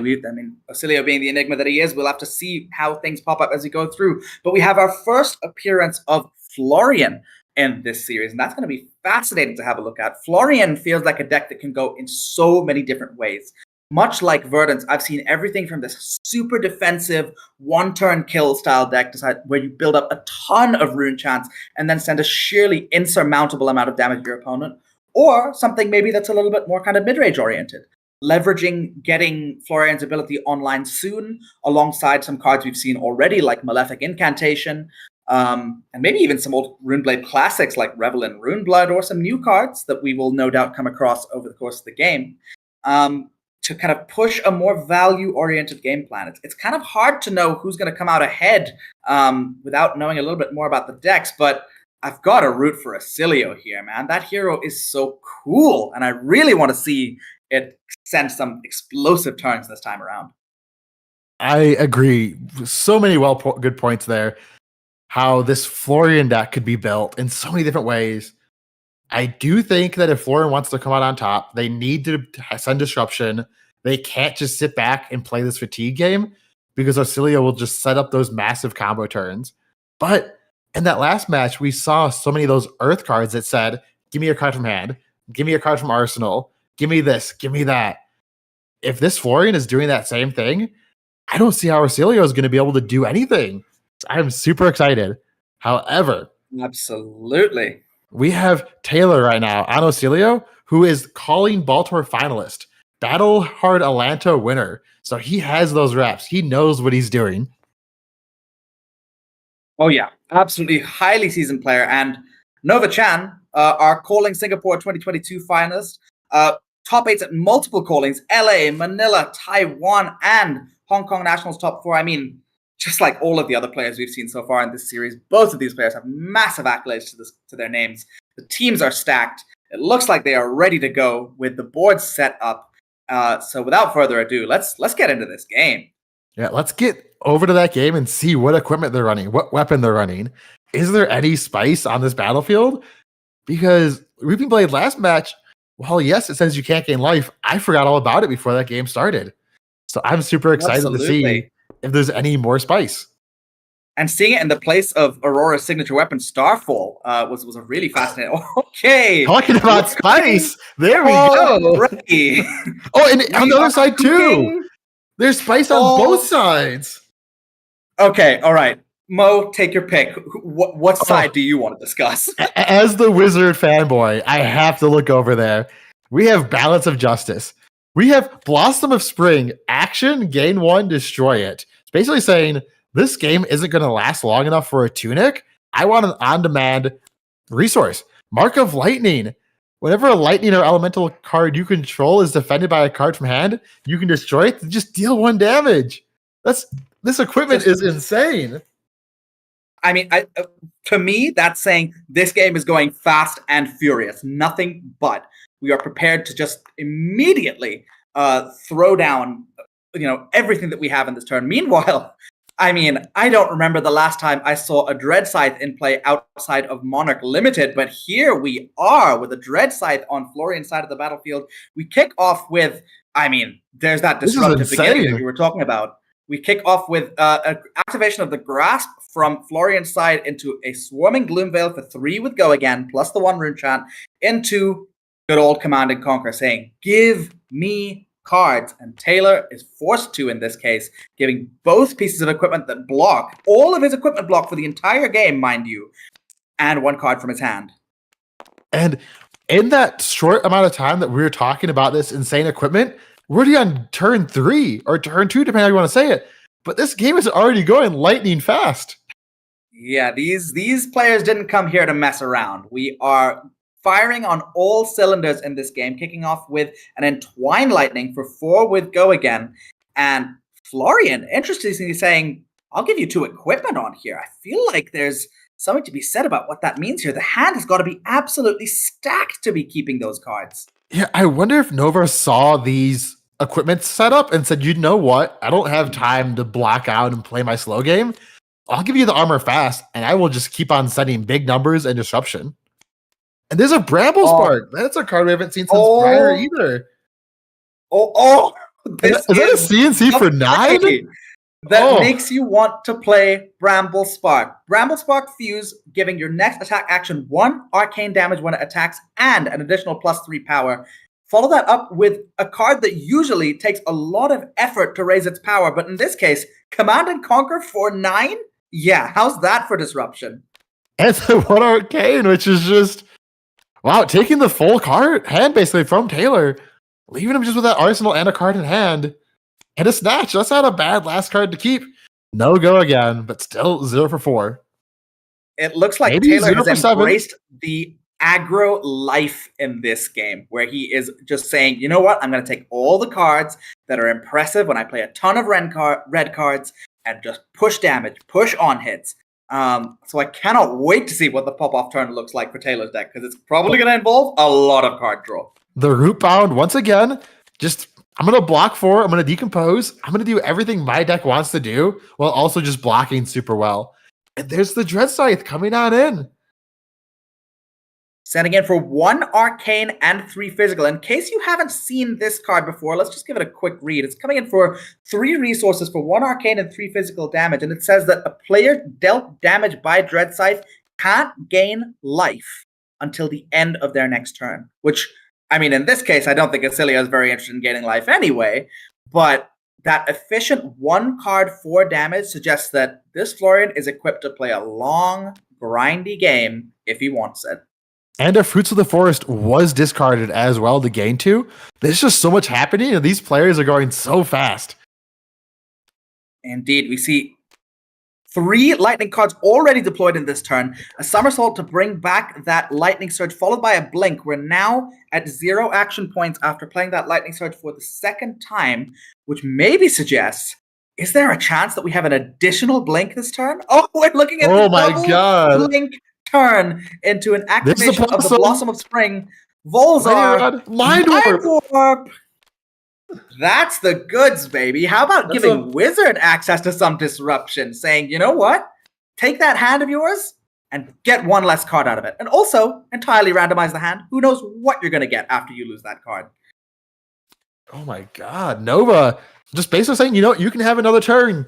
That was a lot of damage, but he only ended up taking 2 damage, I believe, from all of those cards being played.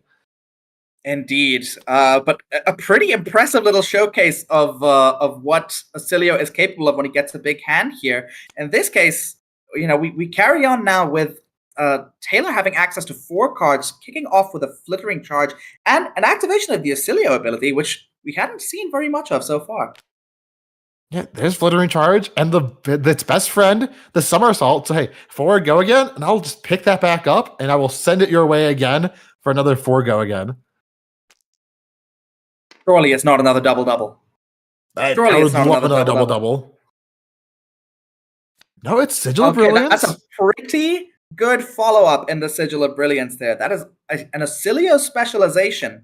Got Sigil in its name, so while it's on the board, it's going to decrease the cost of activating Voltar. It's a lightning instant Sigil that says, at the beginning of your action phase, destroy this, and when this leaves the arena, draw a card. So at this point, we are looking at a 6-card hand from Taylor Crawford with Oscilio. Come on, this has got to be the goods. This has to be. And Nova's turns have been so fast, right? That last one was just Fruits of the Forest for 7. Taylor said, I'll take it all, go to 20. Let me play with my cards. And there's the Fry, one of my favorite cards in the new set. Just a 0 for 3 with Go Again. Into Current Funnel, which is just a 0 for 2 Go Again. But each one of these is making that staff a little bit stronger, making that next arcane spell a little bit bigger. The most impressive thing about Current Funnel, which we probably need to point out, is that not only does it itself gain Go Again if the last action you played this turn was a lightning card, but it also grants the next action that you play this turn Go Again. So it kind of reminds me a lot of Shadow of Ursa for the Shadow Heroes, where it's just capable of extending these turns massively with extra action points. We're seeing an activation of Volzar into a destructive Ether Tide. Yes. Oh, but the Sigil in Arsenal! So you can't even destroy with the it. Sigil in Arsenal. Unbelievable. I was just about to say how sick that new card is, because it can destroy an Arsenal as a wizard. But Nova's saying, I don't care. I'll just gain 3. Not only is this game lightning fast in terms of the heroes that are being played, but the sheer pace of it. I can barely keep up with what these players are thinking through and playing through in their lines. It is incredible. There is so much to highlight in this match, but we just don't have the time. We are just on the clock right now. It feels like there's 3 minutes left in the round, and these players do not want to draw. All right, we're kicking off with a Sizzle and a Lightning Surge. So coming in for 7 in this case. Looks like it's going to be Sigil into Lightning Surge, so that's still 7. But hey, it takes 2 cards, deals 1 damage. You can't be upset if you're Taylor. We're seeing this efficient Guardian-like play pattern of just sending the 1 card to the pitch zone and sending 4 damage across the table. Yeah, you know, Dread Scythe, when I saw it at first, I was like, why is that being played against Oscilio? But it's still just like a hammer, right? It's just like bonk. You know, I'm going to send 4 damage every single turn. Fruits of the Forest getting discarded to gain 2. Look at the It's life total insane. disparity right now. Taylor has had access to his whole hand for the vast majority of the game, and still we are seeing this massive discrepancy in life totals. Nova at 36 to 14, but I feel like Taylor's had control of this game, but just not in control of the way he needs to be, it feels like. Oh, but this is one of our little kind of combo turns at work, maybe. We saw a Blink played in conjunction with a God in the Flash, another one of those little plays that lets you gain an action point and bounce that God in the Flash back to your hand in order to try and push it once again as another 0 for 4 attack. Mind Warp coming Looks like out we're here seeing just for 6. Okay. Oh, for 5. So unfortunately, the surge will not happen. Yeah. The critical kind of challenge of Wizards trying to play against Arcane Barrier 3 is like, how do I push my surge over the top when they can prevent 3 damage? And if they prevent all 3, I mean, that means we have to be amping by 4 or more to be able to get surge over the top in an uninteractable manner. One thing to pay attention to, Gone with a Flash is still in Taylor's hand/arsenal. Those Lightning Greaves are still online, which means as soon as he thinks he can, the big combo turn will come out with the Gone in the Flash and Lightning Greaves. It could be at this very moment, aided by the embodiment of lightning created by the Sigil of Conductivity. This Gone in the Flash has Go Again and can be bounced back to the hand by any instant card. We see an Electromagnetic Somersault. They can use either its own effect or the Gone in the Flash's ability to bounce it back to hand here. Following up with Entwine Lightning coming in for 4 with Go Again. God, it's just 4, 4, 4, 4, 4. This is exactly what you want to do as Oscilio. Blast Oblivion, Ooh. one of my favorite cards. when it attacks, the next time you play an instant card, this chain link, you can return an Aura card with cost 1 or less to your hand. I was trying to read the card, but they kept on moving them. And they're already on to the next turn. I mean, we didn't quite see its effect in play here there, but Blast to Oblivion is such a supremely powerful card when it's used effectively in conjunction with sigils. I hope we do get to see that executed this game. That Plowlander just got rid of Gone in a Flash. The biggest combo card in Oscilio is now on the bottom of the deck. I guess it really was Gone in the Flash. But Oscilio down to 5. Only has to do 27 damage. Let's see what this next turn is going to be. Thinking carefully about how to taking his time. I'm still so intrigued by the balance of justice on the table right now. I mean, there were many options for the helmet that could have been chosen here. What was it that pushed Taylor towards the balance of justice? So there's that Sigil of Brilliance that you really want to have with Blast to Oblivion, but it's just not lining up so far. The first emergence in play of Arcane Seed's Life. This card is absurdly powerful, especially now that Florian is online. I hadn't even clocked that Florian was online at this point. It's a really simple card that says create a rune chant in life. Oh my goodness gracious. No way! I thought I don't even have time to talk through the card. Okay, let's break this down for our viewers. Okay. We have gained, if I'm right, we've gained 7 life over the course of this turn. So 8 life with life. 8 life with life. And a 9th, including its own life. So we've gained 9 life over the course of this turn. We created 4 rune chants via Arcane Seed's Life with Florian's ability active. We gained 9 life after all of those other cards in play, and we followed up with a Thistle Bloom, which creates a rune chant, in this case, a rune chant +1 because Florian is online, for each life you've gained this turn. We saw a 1-card 10 on value. That was an insane turn. Flittering Charge yellow, though. Very interesting. Just a 3 for go again if you played an instant. Into an Enlightened Strike, which I have to assume has go again as well. And Nova just gonna take it, it looks like, at 29, so he has life to play with. Has those 14 rune chants. Rune chants in play. Sorry, 14 rune chants in 14 play. 14 big ones. You can bet that they're all getting set on this turn, and Taylor is going to need a miracle to survive. And you know what the cute play with that balance of justice is? It combos well with Mind Warp. If you can surge their hand, you can pop that to draw an extra card. Oh, we've just clocked it. Oh, that's incredible because Mind Warp forces your opponent to redraw a certain number of cards if they are drawing at least 2 cards in the process as part of the Mind Warp surge effect. That lets you just draw an additional card off the bat. That is incredible. So let's see. What does he need to survive this turn? He needs 14 pitch and a 3 block. So if he has 3 blues and a 3 block, so that's at least 11 resources and a 3 block by my count, because you can prevent. Oh my goodness. What on earth? What a game. Wow. The players are shuffling up. That seems like the end of it. I mean, I don't know about you. I would not survive 14 rune chants and a dread scythe swung at me when I'm at 5 life. You could oh my goodness gracious. I have so many questions. I want to dig into these players' games. Both those decks were so creative, so cool. And I just want to know more about both those decks. I want to know more about everything that went on with the brains that made these decks. That was just so much fun to watch. We have got a lot to talk about with this one. So bear with us, chat. We might have a fair bit to discuss with these players, Nova and Taylor. Were there like 3 minutes left on the round with you guys? I have never seen a game played that quickly on stream. My goodness. All right, Taylor, talk to us. An incredible game, all the same. Yeah, Taylor. All right, we saw both your equipment suites, and we knew you both were cooking. So Taylor, get us started. What's going on with your Oscilio? Well, I wanted to build a pure Cheerio Lightning version, such as Ball Lightning Briar.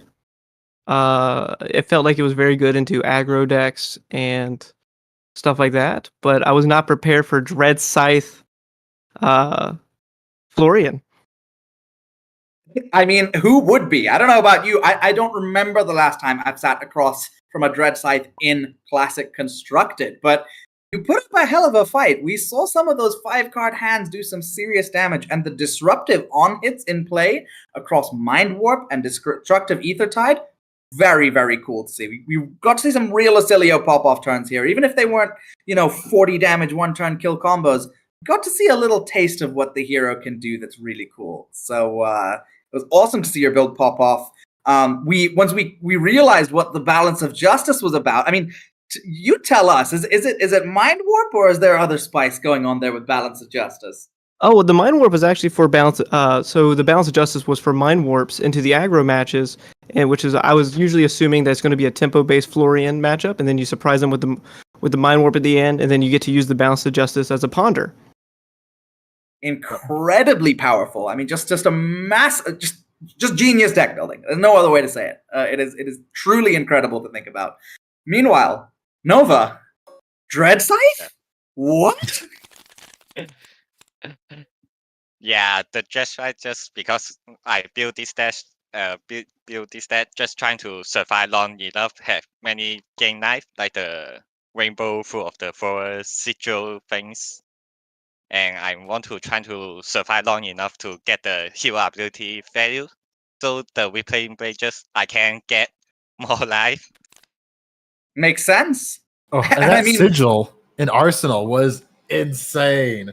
I thought finally that Arsenal, I was so curious. I was like, that Arsenal's been there for what, 5-6 turns? And when you played that Sigil, I was like, oh, that was such a cool play. In response to a Destructive Aethertide, just fantastic dodging of the on-hit effect. But I've got to say, the play of the game that had me falling out of my chair was seeing you go Arcane Seed's Life with Florian Online, create 4 rune chants, gain a life, discard 2 Fruits of the Forest, gain 4 more, play a Sigil of Solace, and finish up with a Thistlebloom Life. I have never seen a Thistlebloom Life make 10 rune chants before. That was incredible. Was that like a big influence on you in building this deck? Yeah, I'm just trying to build this deck around this Thirsty Bloom to just so my deck have many game life to make this card maximum value. Yeah. We saw it pay off massively. I mean, that hand involved a 1-card 11 worth of value. I mean, 1-card 11? We're talking Codex of Frailty, and I don't think I've even read that card before. But an incredible game from both of you. Fantastic stuff. Thank you so much for showcasing the power of these heroes. Putting another win on the board for Blue Pitch and the first win on the board for Florian. Incredible to see these cards at play. Thank you very much, players, and best of luck to both of your teams. Thank you so much. Thanks for the game. Yeah. That was a great 3 matches we just watched. Unfortunately, that will be the end for us. We are going to be replaced by... Before we sign off, let's do a little recap on where things are at so far. Let's get to the scoreboard and see how things are going. So in our first game, we had Aaron Grace take the win against David Yao with an incredibly disruptive Viserai deck, just presenting on hits turn after turn, showcasing the power of these new Majestics. In Ed Knight versus Pudding Tom, lightning struck for the first time in this case, with Pudding Tom taking the win against Ed with just some incredibly explosive plays, showcasing the power of the new Lightning heroes. And as we've just seen, Nova Chan takes the win against Taylor Crawford on Florian, showing Earth Runeblade has got some tricks to it beyond old Channel Mount Heroic, which we didn't see in play once over the course of that game. Mo, the score is 2-1 to Blue Pitch. What's your prediction? Who are you rooting for? Wow. Looking at let's just say what we're looking forward to, right? I feel like for my prediction, we need to know what heroes we have upcoming. True. Let's see what's coming up. Next up, we have William Bradshaw on Prism versus Alan Lau on Dash.io. 2 OG heroes that I'm excited to see how that's going to go. They both got new cards. Dash.io is that new armory deck. So tons of spice, tons of power in that. Game 5, we have Nathan Crawford on Aurora versus Shing on Viserai. We saw Viz to start us off today. Tons of disruption. Will it be the same? Or can Aurora just strike fast and get there? And for our bonus game, we have Josh Lau on Dorinthea versus Pudding on Ira, which gonna be insane. Cannot wait for that. Looking at these matchups, I think I have to take Team Blue Pitch. I like that hero sweep. I like that aggressiveness of the heroes. I love seeing more rune blades on one side, but you know what? I'm always one to root for the underdog, and we gotta have a story here. So I'm rooting for the Card Guyz in this case. I want to see Will show us that Prism didn't die with the loss of Tome of Divinity, and hopefully in her game against Alan Lau on Dash.io, we'll get to see just what she still has in store for us. But it's been wonderful to work with you, Mo. If people want to see more of your work, where can they find you? Yeah, follow me on Twitter at MoBogsley. Fantastic. And if you've enjoyed any of my work, I am a player alongside Team Sigil and am a Flesh and Blood coach as well as a caster. You can find me on Twitter at Shamir Sami or working with my international teams, Team Sigil. And it's been wonderful to cast for you guys and to work with you, Mo. Please welcome our next casting duo in Ellie Bird and Ethan Van Sant, who are going to carry you through the next 3 games. But for now, this is Shamir and Mo Bogsley signing off. We'll catch you in the next one. Have a good one, guys.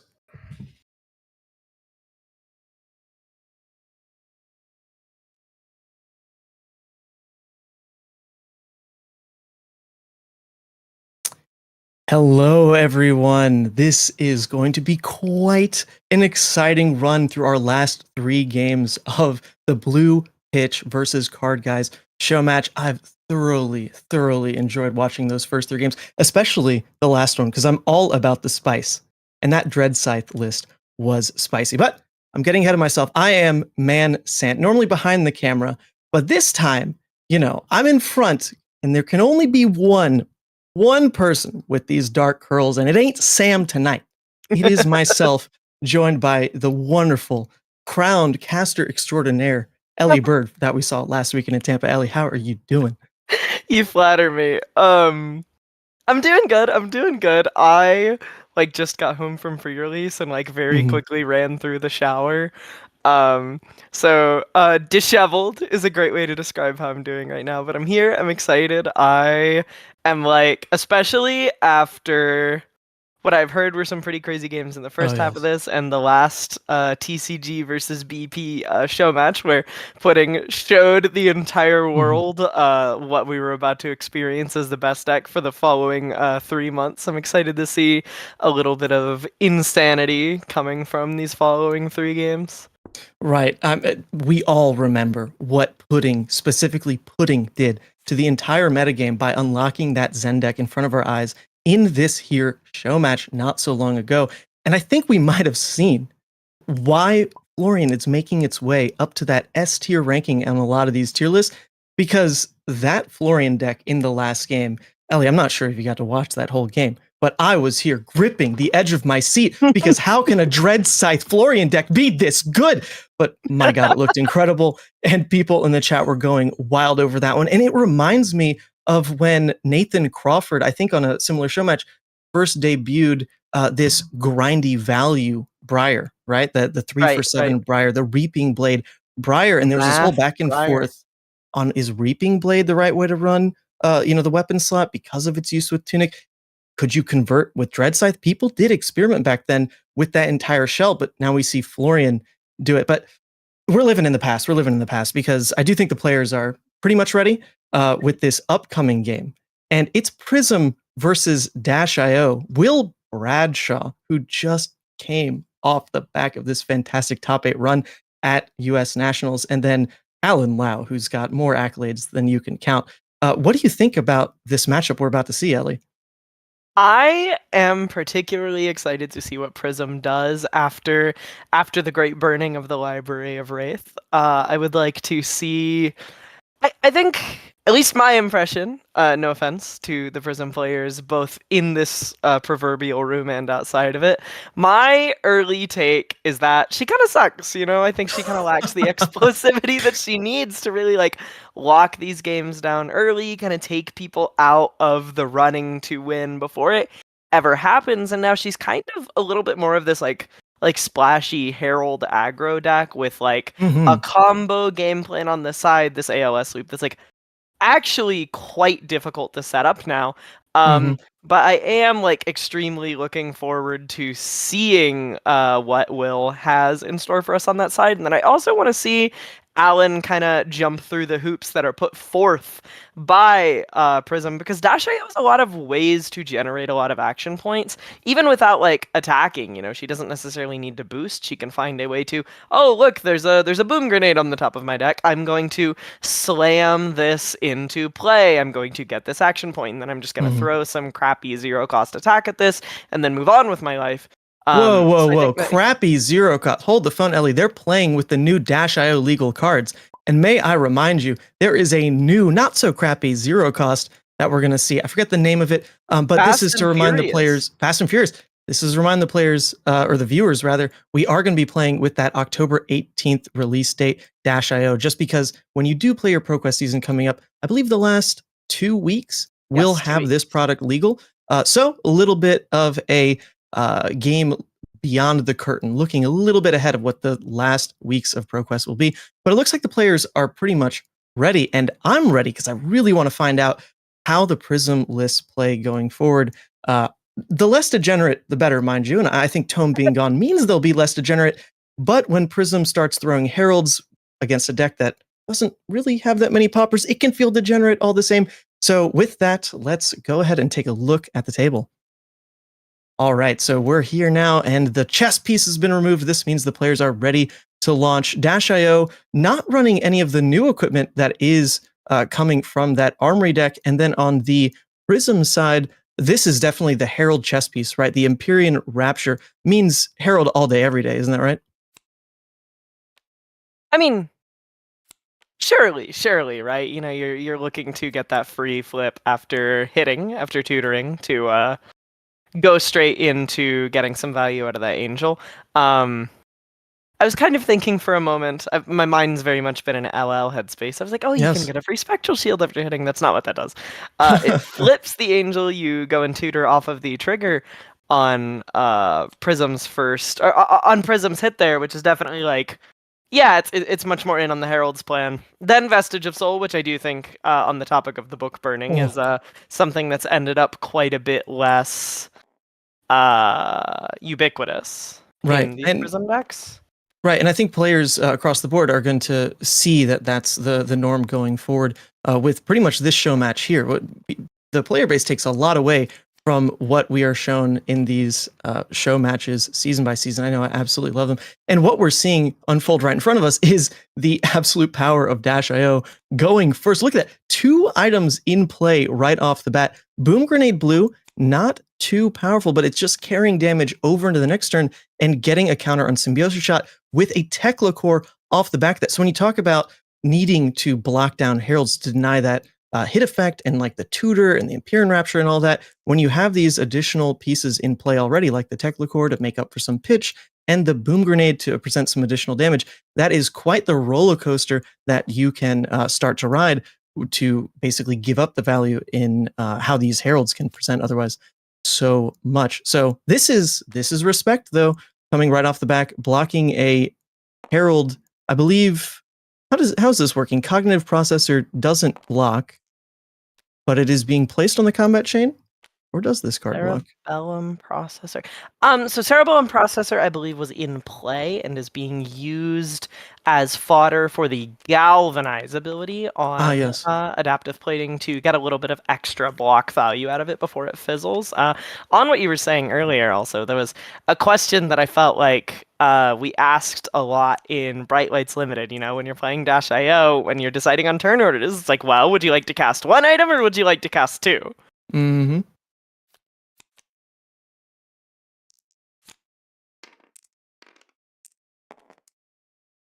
Okay, we got a note from the producer there. But looks like we're all back in play here with Dash.io now presenting their turn, a little bit disrupted by that Phantasmaclasm, but things are still starting strong with a 0 for 4, 0 to 60, boosting a T-Bone off the top. By not hitting an item, it means there is now another chance for Dash.io to peep off the top and see what extra value can be gained, because there are 2 resources floating off this Tekla core. So if the turn ends up being 0 pitch just from the basis of the attacks being thrown, if there is an item off the top, then that's great mileage to get out of the floating resources. Go ahead, play it and not really care that it cost you that extra 1 resource. So we're waiting in anticipation here, because in TTS it's kind of fun. They pull the card off the top and just let it float there. Is it an item? Is it not? But that's how you have to do it to be able to look at it at all. So we're all waiting with bated breath on, is this the red boom off the top? Questions like that need to be answered. So the Prism side, do you ever go out of your way to block a 0 for 4 like this? It depends a lot on whether or not you feel you have the necessary life cushion to kind of soak up, just taking a boom grenade straight to the dome. Right, I guess there is that slight incentive because the blue boom grenade is already there, but it's blue, right? So it's only an additional 2 points of damage, nowhere near as scary as if it is the red presenting the entire extra 4 value in that hit. So it looks like they're resolving how things are perhaps going from last turn. I'm not entirely sure what's going on right now. Little bit of a digital judge call situation occurring right now, I believe. I did call it. Okay, there we go. Okay, so that Cerebellum was attempted to be blocked with from hand. Look, I called it. I called it like we see it. So that's what's happening now. Retroactive fix on the fact that block wasn't actually possible. So we're going back in time a little bit. We're changing things here. This is the beauty of it just being a friendly show match, is things like this are relatively easy fixes, I guess. But then again, there's so much on the line. Come on, which team reigns supreme? Is it blue pitch like LSS would tell you? Or is it the card guys like the results from US Nationals would tell you? But we all know it's actually Stroopwafel, isn't that right? Team Stroopwafel, the best team in Fab. That's a novel concept. Oh, you know what? I think the Runaways would get mad at me if I didn't just say that Runaways was the best team in Fab right now. We did win the last 2 most recent callings, so we must keep in mind that whenever the wolf pack is in the room, we must be asking, where is the wolf pack? Or I think they all quit Fab at this point, didn't they? No. Michael's still there, still getting second places. That's all right. So now we approach back to this turn cycle we saw play out a little bit already. That red 0 to 60 is back on the combat chain. So we've fixed things on the previous turn cycle. So a Figment goes to the pitch to go ahead and try to block with Phantasmal Footsteps to now cover up the 4. So, we asked this question before. Do you go out of your way to block a 4? I guess the answer is with Dash potentially closing the chain, blocking with Phantasmal Footsteps potentially twice in the turn, you might as well block in this way. Or does Dash.io not really close the chain all that much? I'm not too familiar with this, Ellie. I think it depends a lot on whether or not she is looking to cast a card like Spark of Genius on a given turn cycle. I think she will often, with some of her most powerful plays, she will close the combat chain, but I also think she maybe closed the combat chain a little more frequently when cards like Tome of Fendel were available to her, where she would often do a little bit of attacking, digging to find an item off the top, cast it, let it hit play, get my action point, break the combat chain, Tome of Fendel, draw some cards. Now I think that that honor goes nearly exclusively to any item cast from hand, like we saw the Cerebellum Processor hit the board and be cranked. And cards like Spark of Genius. For the most part, I believe she's just going to keep hitting you. Yeah. And, you bring up something I totally spaced on. It's both decks that got hit with this book ban.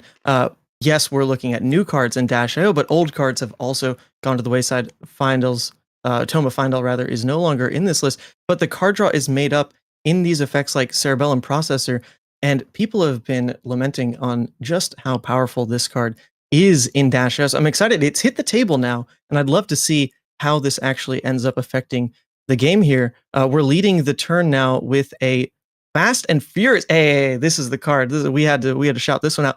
Fast and Furious boost. If you've cranked this turn, this gets +1, turning itself basically into a red 0 for 60. But with the upside of if you do boost it away, which of course this deck is doing quite a bit, you can put a Steam counter on an item you control with Crank. This is a card that people are so excited for to come out from the set. Even Max players as well are really looking to slot this card right in their list, even though it has Dash front and center on the art there. Much like the Azalea Armory deck, I think I'm very much in the vein of calling this Armor. How everyone called that one Armory deck. Riptide, this one is very much Armory deck, Max Nitro to me. Fast and Furious, also the if you've cranked claws, because it's static, this is something that is a novel interaction to me. It gives you a little bit of a combat trick. Right? So you say you have a boom grenade on the top of your deck after boosting. Your opponent blocks 3, and then you flip the boom grenade off the top and crank it. It's going to get +1 from that ability, kind of letting you lunging press your dash attack here. That's amazing. I love that you're here to call out lines like that, because I promise you that will decide games. It literally will decide games. We've already seen a couple of really interesting interactions come up. The last game, even though Oscilio got rolled, a Mind Warp cast by the Oscilio then turned on Balance of Justice. So there's a lot of these fringe interactions we're seeing now on stream. I love that you called that one out. We'll see if it actually plays a big role in the game or not, because this is the kind of mechanic that I promise you Blue Pitch has put a lot of thought and practice into making sure they know how to abuse these interactions at the game ahead. And now, looping back to what you said about closing chain for some of the most important parts of the turn, Spark of Genius comes out to wrap up this double Pulse Wave turn, pulling a Teklo Core. This is the second Teklo Core of the game. We are going to see a Teklo Core on every turn of this game so far, and starting the turn with 2 free resources sounds pretty good, doesn't it, Ellie? 2 free resources can often cover basically the whole turn. I understand that he's playing Teklo Foundry Heart here. But something I'm a little curious about in the topic of free resources is the new, I think it's Heavy Industry Security Force is the name of it. Yes. I'm not positive on that one. Something I was thinking about with that is that with specifically Teklo Core, you can kind of float the 2 off Teklo Core, crack your chess piece, throw a twin drive, boost, and then you now have the same 2 floating again, and then can kind of keep going up to fuel cards this maximum velocity that he has just thrown straight at Will's face. Looks like it's gonna go over look at that connecting 7 damage. Connecting, putting Will down to 17 just like that. You look at this pitch to damage ratio. What's the best you can do with by turning resources into damage? One of the best answers to that is 10 foot tall and bulletproof. But one of the even better answers to that is a max velocity. There's conditions to it, costs 1 less. But seeing 10 damage printed on a card like that, with how easy it just looked for Dash AO to play this way, is just wild. Then resetting the arsenal with that same max velocity because of a backup protocol. And we know that we're launching into the next turn with momentum because Prism has blocked down to just 2 cards with a Teklo Core in play as well. I think we might see back-to-back maximum velocities, Ellie. Speaking of a fantastic rate of Prism's own, we have a Herald of Triumph, a 2 for 7, 3 points short of max velocity itself, but no slouch of a return. No, not at all. This is one that a lot of decks that try to tech poppers, they stumble when they face this card. Dash.io, though, if they're going to block with their above 6 poppers, max velocity will always get through that -1. I don't even know if they're running any 6 powers. I guess like Throttle would be the other one. So 1 popper goes down, 1 popper still maintains its effectiveness. But when you're in this kind of position, trying to launch a max velocity on this next turn, I think you can probably let the Herald of Triumph go through. There is a lot of value in this hit effect, because if it does hit, you're going to pull out a Figment. But what Figment would you really go for in this situation? Honestly, in this situation, I might be tempted to grab the one I'm maybe the least interested in preserving. Though, Erudition, fantastic one to grab here. You kind of have the trade-off of if you're kind of just throwing a Herald here and maybe hoping to do a little bit of blocking with the flip side, and it looks like he didn't actually flip the Angel, which is where I was going with that, is that you kind of have to consider when you get an angel, if you want to block with it, it's probably one you don't necessarily want the figment effect from all that badly. And if it is one you want the figment effect, Right. you want to flip the angel, swing Soraya, draw some cards. You maybe don't get to gain the 4 life that you typically do get out of hitting and then making the ward 4. Yeah, absolutely. Erudition is one of the comeback mechanics for Prism that is down in this kind of way. Once they flip, if they're able to generate that card advantage turn by turn, using their soul, turning it into cards, that can be how they buy themselves out of a situation where they're this behind. So that's a pretty heads-up play to not flip it there. In my head, I would immediately think they go for protection, they go for this extra life play, but Will is a very seasoned Prism player, and he's going to play it patient. He's going to play for what potential he has out of this situation. But when you're staring down a Dash.io turn that started with a high octane and a boom grenade yellow off the top, you can definitely tell that things are fast and furious, as they say right there on the card, Ellie. And this is cracking in for 4 because he has cranked this turn, forcing Will to cash in this Halo, maybe due to a lack of too much block value in this hand, to go get an angel to flip for a little bit of life total in this situation. Also, all the way up to 3 action points with that pistol. Well, not much of a pistol, it's a gun. Fully loaded. Might make it a little difficult to extract all the value he wants to get out of the ward that he has just put on the board here. Absolutely, and we see the pitch card for this play was an Angelic Wrath, a card that critically doesn't block anyway, and when you start adding those to the Prism list, you're already competing with slots like Light of Soul and the Figments as well in the deck, so that would lead me to believe that Will had this plan of being much more aggressive from the get-go in this matchup, but he's just been forced on the back foot because of how much Dash.io is just hitting and hitting.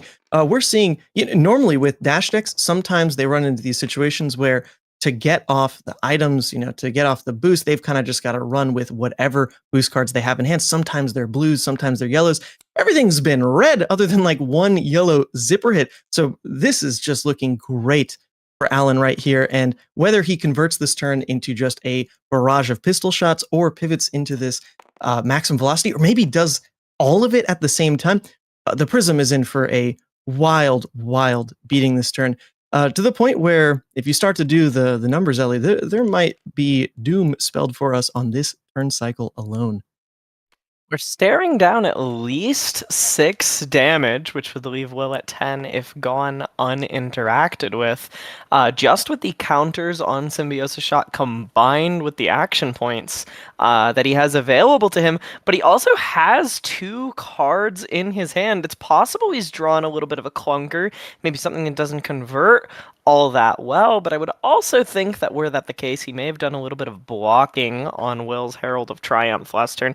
So I suspect these pistol shots are very, very far from the swan song of this turn, especially given that that card that he slam dunked into his arsenal last turn.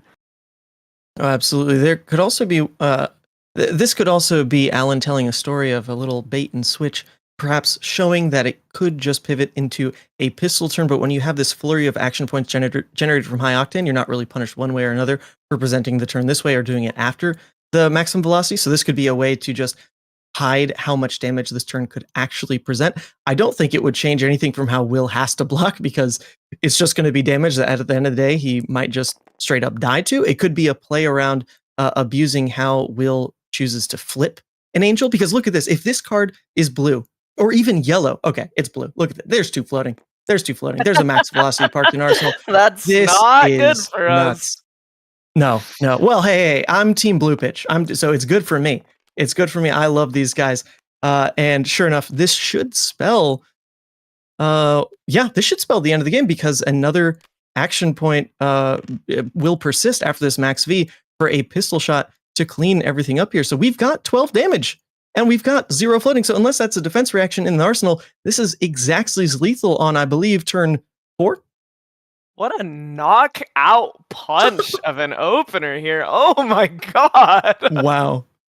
Wow. This was wild. And, we've, in some of the games today, I think the casters have been quick to call how fast they might end.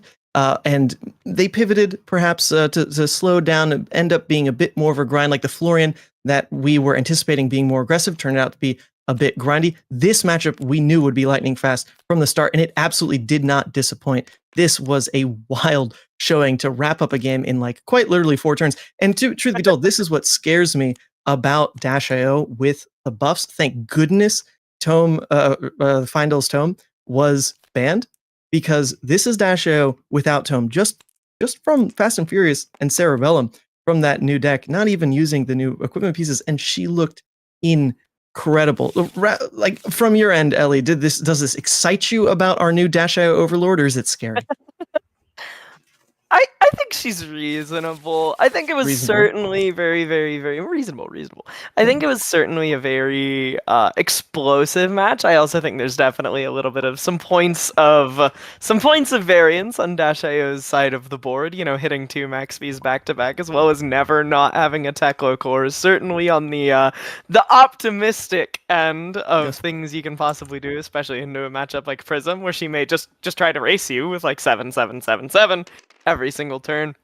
I think chaining together those cores and those max velocities is definitely not something she's going to be doing every game, but I do think that the outlook is positive for this hero in the upcoming meta with the new armory deck stuff. I have a few questions. I'm certainly curious to see how she stacks up into some of the new Runeblade overlords. Well, speaking of questions, Rosetta. We actually have the players in the room with us. They're in the room with us now.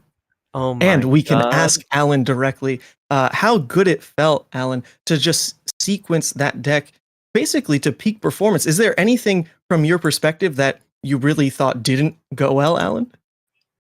I do think first I want to say sorry.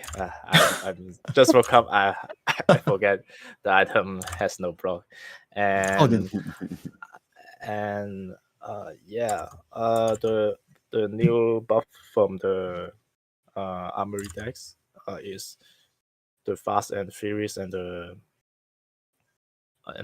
blue item was very strong, especially when Dash can cheat out the action points, so you can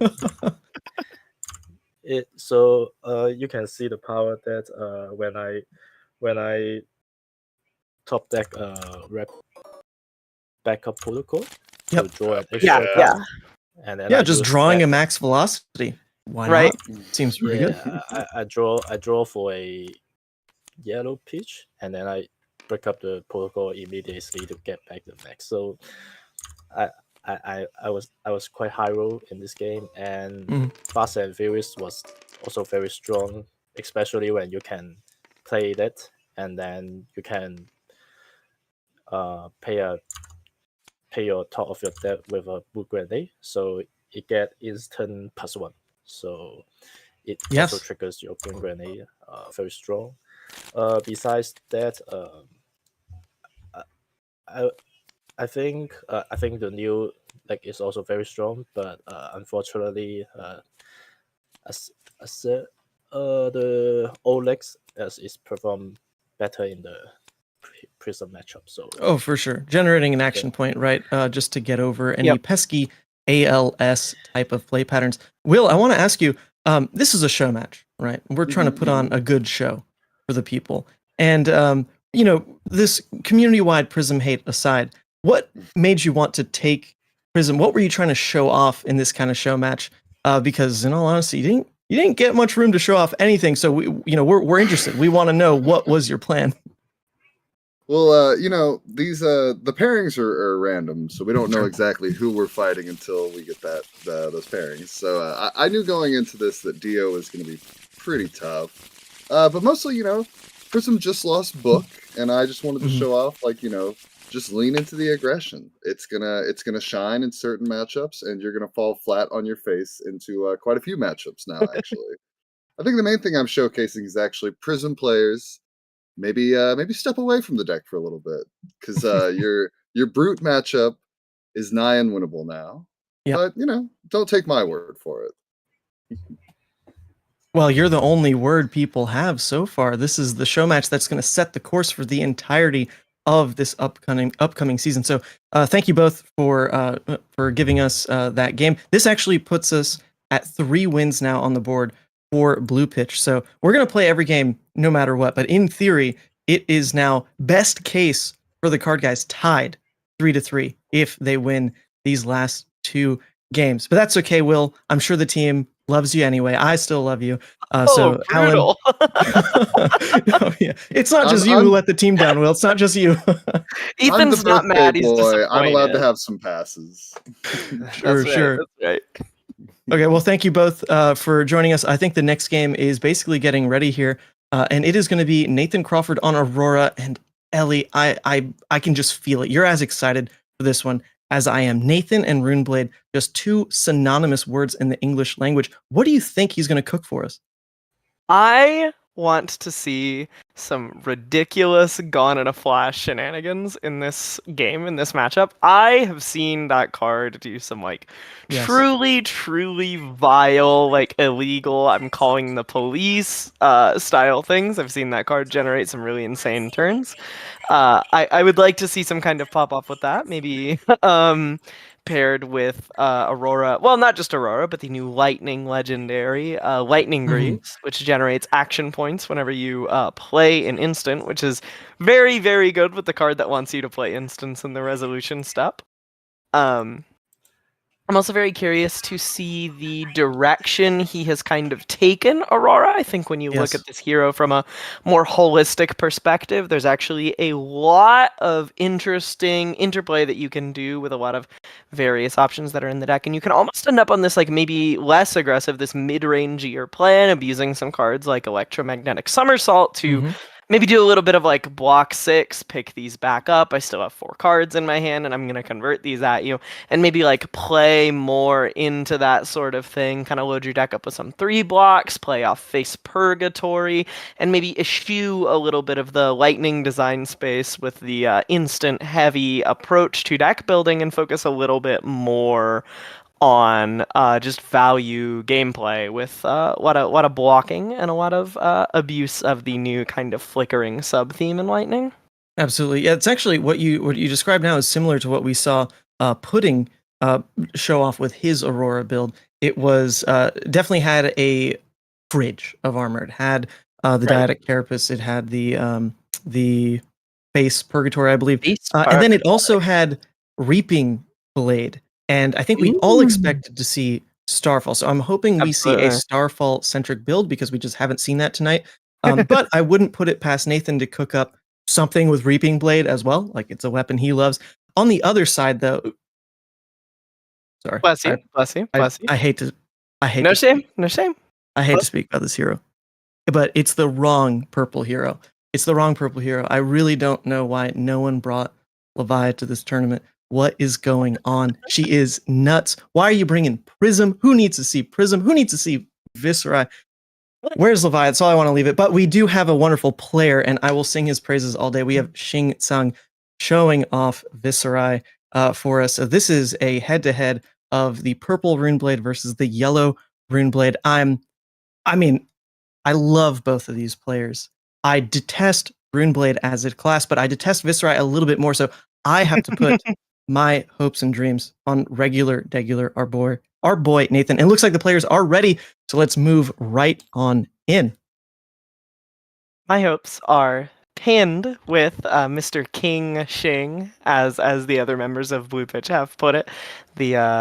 The classic purple Runeblade. I am just as excited to see Shing on Viserai as you are disgusted that Viserai is even in the room with us today. He's in the room with us now. Oh my god, he's in the room with us right now. Oh boy. But look, truth be told, I know that the best team, maybe second best team, I really do love Blue Pitch, but maybe the second best team, Runaways, we have been testing some really fun, we're testing all kinds of decks, right?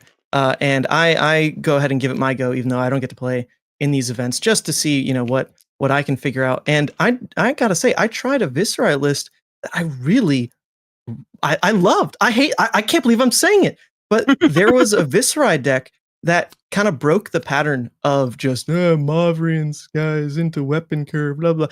And it was really fun to play. It was really intricate. And what we see in front of us actually might lead to similar intricacies. I mean, this looks full on OTK to me, right? Scepter of Pain. Like, what else can this be, Ellie? I have a hard time imagining it being anything other than a blocky OTK style Viserai deck here. You know, Scepter of Pain can do some very interesting things in Florian, the green Runeblade, as we're just calling them all by their main thematic colors now. As Scepter of Pain makes a rune chant for each point of damage dealt, channel the Millennium Tree, lets you amp it to 4. In a more typical Runeblade, in Viserai's case, I would absolutely expect it to be just a blockier, defense reaction heavy kind of Runeblade, a little bit less of the non-attack attack weapon play pattern, and a little bit more of the I am going to put a Runeblood barrier in my pitch zone to play some kind of aura that generates rune chants or activate my Grasp of the Arknight, and I'm going to do this until I have an amount of these that just obliterates you right on the spot. And we're kind of seeing him put that die in the top left corner there, which is very novel. There's going to be so many dice on that rune chant card in just a second here. Ooh, and leading with dropping a Runeblood incantation as well. That's going to tick up. And we're already looking now at minimum 4 rune chants created on turn 0, basically. I just want to say, Will spelled it out for us that these matches were drawn randomly. The players knew what decks they're going to bring, but they didn't know what matchup they would face. And I would have to think that with what Nathan's presenting weapon-wise with this Starfall would make me believe this is an Aurora built to be aggressive. This is an Aurora built to turtle crack, built to push 4 card hands, 5 card hands. And Nathan will tell you all day, every day that he's the master of setting up a 5-card push. He's got that bell curve that he shows on stream all the time of what happens when you play 4 head jabs forever versus when you play 3, Arsenal 1, and then 5, and then 3, Arsenal, blah, blah, blah. He really understands how to craft these powerful hands. So I'm really looking forward to seeing how that lines up in a way that might look favorable for the Aurora. Because truth be told, like a Viserai sitting back and doing nothing until they one-shot their opponent, if it works, it works, right? If it works, it works. But Aurora should have room to do everything she wants to do in this matchup to make the deck look really strong. And we're seeing that right off the bat here with a Majestic dropped on the combat chain. Eclectic Magnetism. I absolutely love the art in this card. It's kind of blending the Oscilio, just wizard type of art into a lightning card. But looks like getting the full block out of Shing over here. Probably has a 1-card rune chant generator. So Nathan takes that arsenal to go ahead and set up his first 5-card hand. Scepter of Pain threatening yet another rune chant for the rune chant throne on that side of the table. Yep, Curious. And this is tough. Like, Aurora's not running Tunic, so she's never going to say no for free to this rune chant. So that's free value every time a card in hand to normally at minimum generate 1 rune chant, as it does on this turn cycle. Nathan now has 5-card hands. What is he going to do with it? Oh, interesting. There's a spicy card. Spicy card revealing a blue off the top, unfortunately. Ravenous Rabble. This makes me believe he's really built this deck with as small a blue base as possible, and yet he still hits that Sigil of Lightning off the top. I would assume you want enough blues to craft some kind of Starfall plus like Aurora's hero ability value together, right? That's 3 pitch right there. So if the rest of your attacks can be 0, if you can find enough ways to add 0 cost go-agains into your deck, then the deck might just play itself. But look at the cost of that. Adding blues at all means he spent an entire card just for 2 with this Ravenous Rabble. When you're trying to turtle crack, is not good enough unless you spike it over the top, Ellie. Look what's happening. I adore interactions like this. Just the reactions. Wait. We've got a bit of a stack war here.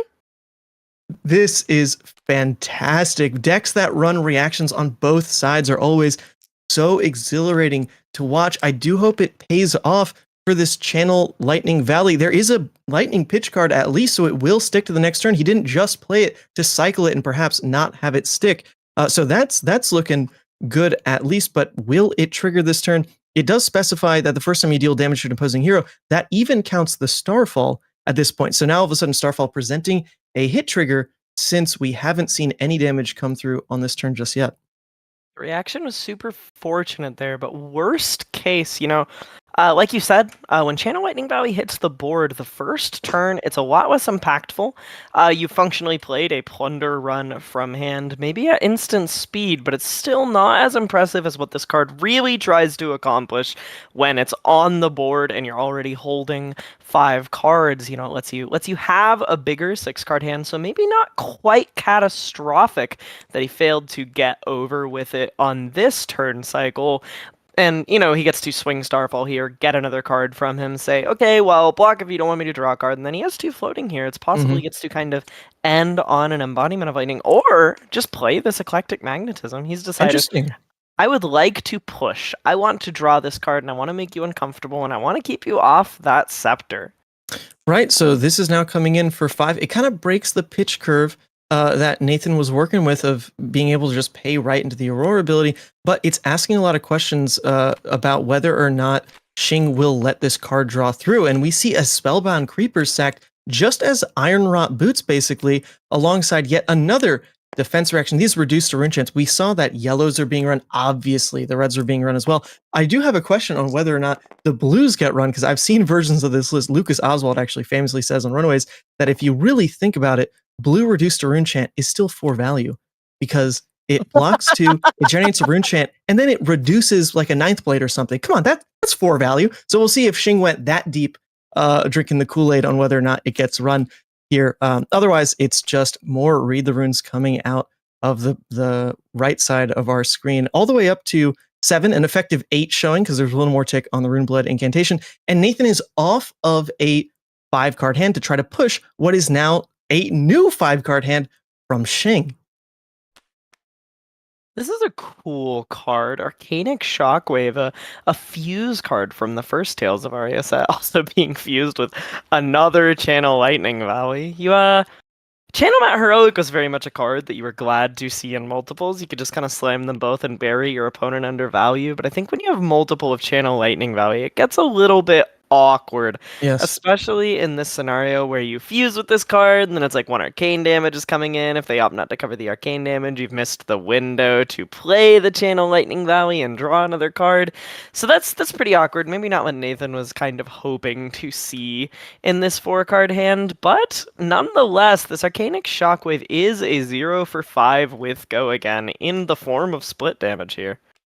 Yeah, and this is tough because there's no Tunic resource available for Shing, so he's going to have to commit an entire card to the Arcane if he opts to block the hit effect, and he does, but critically, he's pitching a red here, so if there is another Arcane ping somewhere in this turn, he would have to commit an entire extra card, but I think he was pretty heads up in noticing there's probably not another way for an Arcane ping to come through unless that second card in hand was basically like another Arcanic Shockwave specifically. There might be other cards that I'm missing here, Ellie, on what can deal Arcane that we are very likely to see come up as this game will basically go, I would assume, as long as Shing decides he wants, until he throws all these Rooney boys right at Aurora's face. So we take it up, we break the Runeblood incantation, we pass back to Nathan. Oh, no, wait! This is massive! Ellie, what's happening here? He just played Deadwood Dirge to sack the now empty Runeblood incantation, what used to be kind of a clunky bit of rules text where the card did not destroy itself until the next time it would trigger, despite having no counters. Now a bit of an edge with this new card from Rosetta, Deadwood Dirge, which lets you destroy an aura you control to create 3 Runechant tokens, getting a little bit more gas here, accelerating the speed at which he's generating these Runechants. He's already up to 14, which is nearly a third of what Nathan has left to give. Yeah, and if we look at the equipment pieces, luckily Nathan does have an Arcane Barrier 1. I was just double checking here. Diadic, of course, is Arcane Barrier 2. There's an Arcane Barrier 1 in Lightning Greaves, but we've already seen that Nathan's built his deck in a way to not run that many blues. I would guess there's at least 2 playsets of blues. There's the Sigil of Lightning, and there's that other blue Majestic that we already saw. Okay, and at least blinks. So let's say 9-ish. But if he's going higher than that, he's a crazy man for running the Ravenous Rabbles. So yes, he might have an Arcane Barrier 1 piece, but does he really have the ability to pitch in blues to ever deny the stacks of rune chants that will be coming his way as the clock keeps on ticking. This Ravenous Rabble, though, gonna hit for 4, or rather reveal a red. Come in now for 4. It's an E-Strike off the top shown as well. But what can this card affect? What can this turn effectively do? Because spending an entire card for an action point, how does that best convert to damage, Ellie? Spending an entire card for an action point. It's a little bit interesting in that this is kind of the optimal scenario in which to be holding Blink. You know, you have this card gone in a flash where when this attacks, the next time you play an instant, this chain link, you may pick this card back up. You may return this card to your hand. And with Blink, you know, it's super efficient. With Blink, it's incredibly efficient. On your Lightning Greaves turn, spending an entire card for an action point is also incredibly efficient. In most other cases, Blink is not something you're super duper excited to be resolving. I feel like I've had that experience a lot testing Aurora, where I'll my 2-card hand is Blink gone in a flash, and I present a 2-card 8, and it's completely psycho. I'm so happy, and then every other time I draw Blink, I'm like, this sure is a blue no block. What the hell was I thinking when I put this in my 80? Oh, I will say on Nathan's side, he probably felt this type of way about the turn. Because we didn't see all that much come out of this. It's Ravenous Rabble playing the Blink only turned on Starfall effectively. Like that Blink converted to just 1 extra damage. Starfall now came in for 2, right? It wasn't even to turn on Aurora's ability. So what a, unfortunately, bit of a wimpy turn out of Nathan, but it's all about what does a 5-card hand do. And starting with an Entwined Lightning is a good way to kick things off. This card is always going to come in for 4 damage, unlike the Ravenous Rabble. And honestly, this card coming back into play, something I kind of spaced out about when looking at this set from a limited perspective, because there's actually no just elemental cards in this set, just none. But if you go back and look at the card pool, oh yeah, these elemental cards exist. And I think Entwined Lightning is one of the better ones as we see it now play out into a Flittering Charge, which of course is now getting go again because of an Electrostatic Discharge, which will now pump, we talk about these 5-card hands, this turn likely into the E-Strike. No! Pitching into the Starfall. Yeah, looks like he's using this to just convert this hand here a little bit. Pitching the E-Strike is, you know, maybe not necessarily the ideal place to be using your E-Strike, but it does let you convert your 5-card hand here and actually get 2 value out of this card that otherwise would likely have found its way into your arsenal or just rotted, so that he can kind of get that 2 go again out of the card and then end on the Gone in a Flash for 7 from the discharge buff. So maybe a little bit less than ideal, but still letting him use his cards efficiently. Yeah, I will say on Nathan's side, he's pitched reds twice now just for a Starfall throw. If things had sequenced a little bit differently and he's pitching in a blue, I think the deck starts to look a lot better. You know, imagine the turn prior, he pitches a blue to swing Starfall, creates an embodiment with Aurora. Now that E-Strike gets to say 5, draw a card, because it's going to have Gogan anyway off the bottom. There's little things that if they draw sequence a little bit better, I think make this deck look a lot more impressive. But I'm not counting Nathan out until there's more rune chants than there are Aurora's life total. And to be fair, we're like halfway there. We are already halfway there. Not yet. On what you said, something I really like is there's a saying, which is that any deck that can name draw a card on E-Strike is a good deck. Yeah, who tweeted that? Was that Noah Clark who tweeted that? Or was it Alan Lau, actually? I think it was Alan Lau who tweeted that out recently. I think it was. Yes. Yuki was talking to me about that. She was sitting in bed next to me, and she's looking at her phone, and she's like, you know, that just makes a lot of sense. And then very much in our own hilarious ways, I immediately thought of Briar and other embodiment of lightning heroes like Aurora, and she was thinking of Icelander.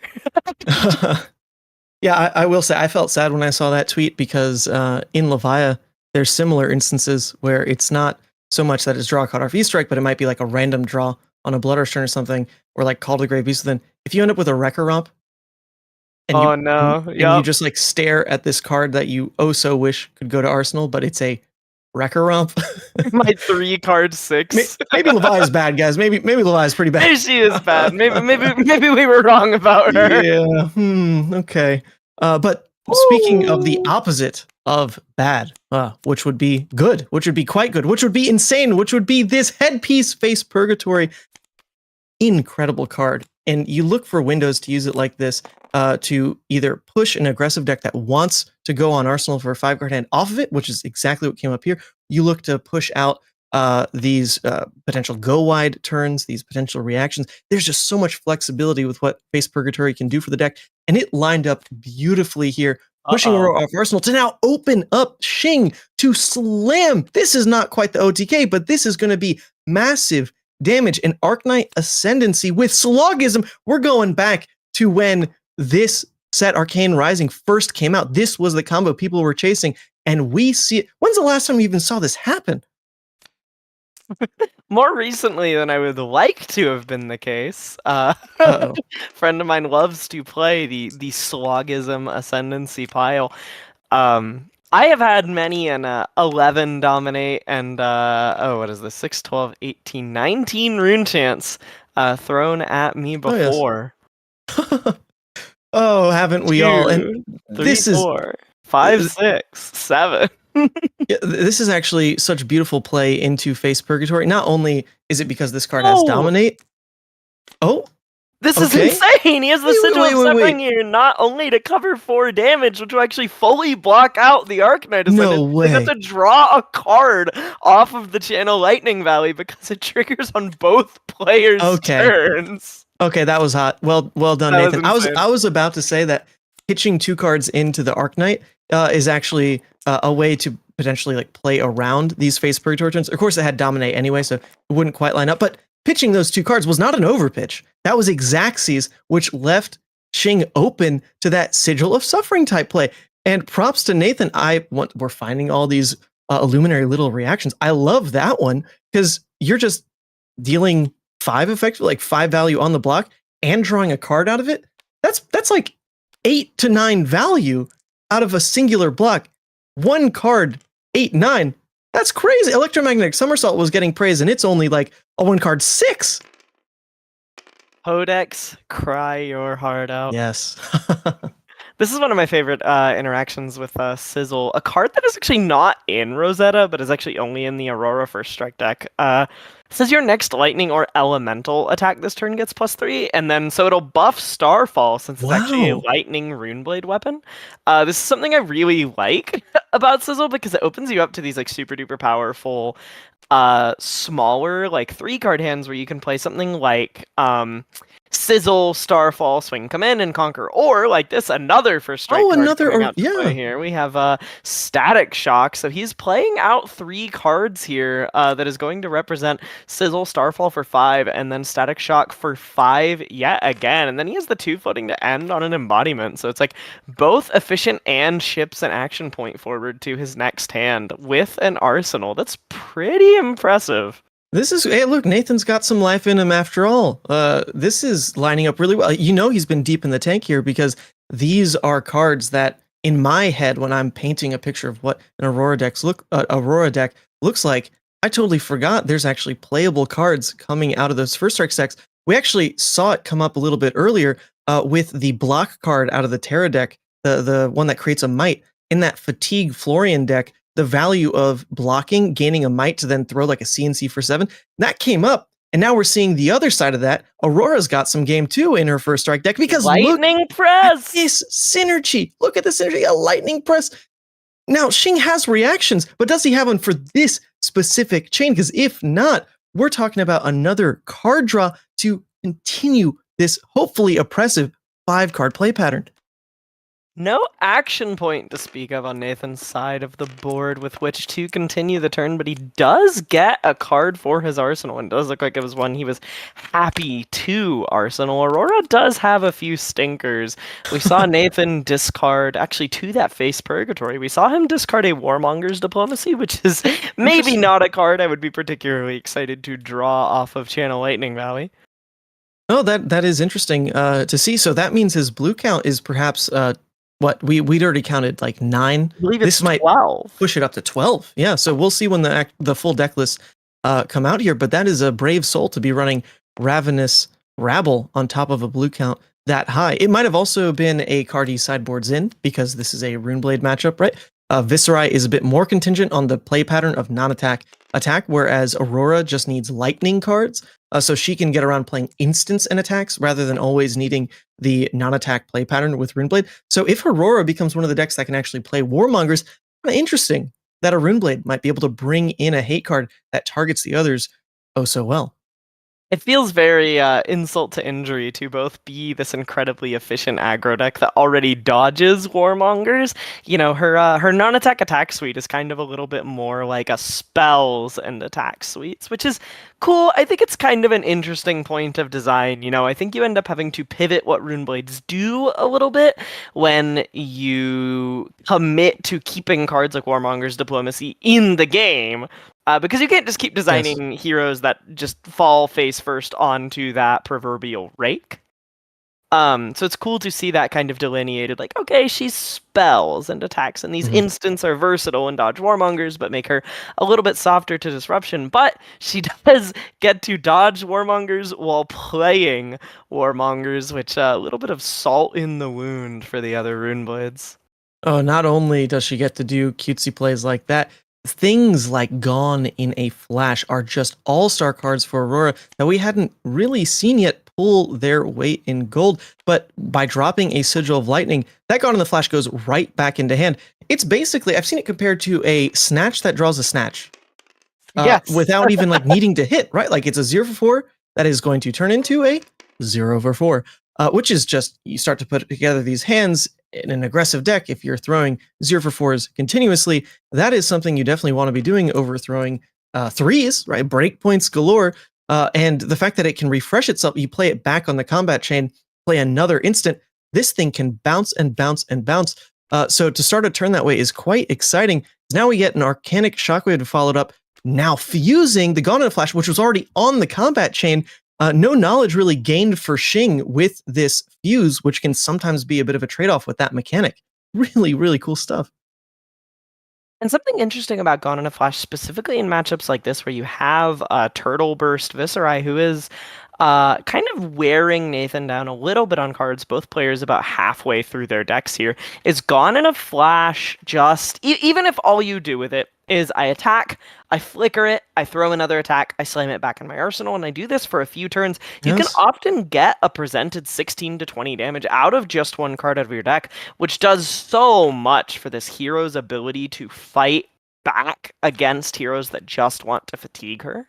Right, I think we finally found Nathan catching his stride, and it's interesting because the early game, there was such an opportunity for Nathan to have momentum to punish, because the early game is where Shin was being purely defensive, building up rune chance, but it just didn't quite come together with the hands that Nathan was being given. He's found his stride in the mid game, looping these continuous like carryover effects, creating an embodiment for next turn, leaving an instant in play for next turn, Gone in the Flash, resetting arsenal. All these carryovers have made his deck look really good for like 3 to 4 turns now, to the point where now Shing is back on back on the backside, right? He's at 13 at this point. His rune chants are starting to build up, but they're nowhere near threatening how much they were in that first half of the game. So from Shing's side, he's got to be feeling the heat just a little bit. Incredibly powerful swing back on a small hand here from Shing, though. He's going to play Sonata Galaxia and just go get whatever the hell aura he wants. This card is a little bit insane. I'm always a little bit shocked that it's a little bit fallen by the wayside. Maybe because the decks weren't there to support it when it got printed in heavy hitters, but this card does such an insanely powerful thing here. All it did this turn cycle was go get a Blessing of Occult, but it can also tutor certain cards like Runeblood Barrier, which is instrumental in assembling the closing out phase of your turtle combo. Yeah, and we saw that Shing does, in fact, have it in the deck. He pitched it on turn 0, so there's at least one copy floating in there. He decided that it wasn't the right turn to fetch it out, mainly because I guess Aurora at this point has a confirmed engine-ready 5-card hand to push through and potentially deplete the rune chance because they would be popped on defense. So Shing, I think, would wait to play the Runeblood Barrier until Nathan's perhaps just on a 4-card hand. So heads up. He didn't play it greedy and risk losing all of his rune chance. Instead, he's facing down this Onslaught, which ended up just being 4 cards, but it's all about that carryover We see another embodiment brought into the next turn. We see another arsenal brought into the next turn. Shing on 2 cards. Does he have another Read the Runes to or another Sonata Galaxy, to be fair, to really make this small card hand do what he wants? Hitting an Arknight Shard, definitely a pretty good one card to have here. Playing Runeblood Incantation and then following it with Scepter of Pain, threatening a whole 1 from the Shard, 3 from the total lifespan of Incantation, and then another 1 from Scepter of Pain. So he's got a whole 2-card hand that presents 5 Rune Chants, which is definitely pretty solid as he creeps ever closer and closer to Nathan's entire life total in Rune Chants on the board. He's at 11, and Nathan is at 19. Yeah, so this is getting tense. We're at that point in the game where if Shing is going to want to keep a hand, keep something like Slogism, Arknight Ascendancy, it's probably this turn or never, right? Because he won't be able to face down another one of these onslaught hands and just say no blocks and be able to keep the resources needed for a Slogism into Arknight Ascendancy. Maybe it's just going to be a singular Arknight Ascendancy, but that won't really threaten lethal. At that point, Nathan could just say no blocks and continue to push these hands that he's been stringing together that have so much momentum here in the mid game. And we're leading. This is the last one of these Majestics. He played the first 2 to basically no effect in the early game, but we're leading with an Eclectic Magnetism. When this attacks, you may play a non-attack action card, this Chain Link, as though it were an instant. Of course, this one's also going to have Go Again, carried over by the Body of Lightning. So this is a lot of threat to start your turn with at this point, because with this having Go Again, what are some of like the crazy lines you can pull off with this? This card is pretty interesting. Where I'm most excited to see this card is actually Briar, of all places. I think instant speed channel Mount Heroic is kind of a classic one. Obviously, we're seeing the more common use case from Aurora here in that Nathan is flashing in a Burn Up Shock as an instant. This Eclectic Magnetism already had Go Again, but playing the Burn Up Shock as an instant allows him to go up to 2 action points, functionally giving this Entwine Lightning Go Again as well, probably to push whatever card he has in his arsenal here, kind of forcing Shing to give up everything there or be hit with the Burn Up Shock trigger. Right. Okay. So only 1 damage truly exchanged on this 4-card push, and we might find a hole in this plan of just repeated threat on Nathan's side, because for the first time in a while, he's not carrying over an embodiment into this turn. He's at the arsenal now for about 3 turns.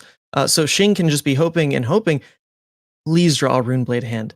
And in Aurora, it's a bit different. It's a bit different because in Aurora, it's not non-attacks that you can get clumped with. It's instants, but it's a similar vein of just, man, this hand doesn't really convert to that much damage. And if that's the window that Shing can find for himself, then he's actually naturally given an ability to throw something like that Slogism play he's looking for without really being taxed too much on his ever so shrinking life total. So we don't know too much about the turn right now because it's starting with a Burn Up Shock into the Starfall, a lot being withheld on how powerful this turn might be, but it could have no attacks, Ellie. Like, this really could just peter out.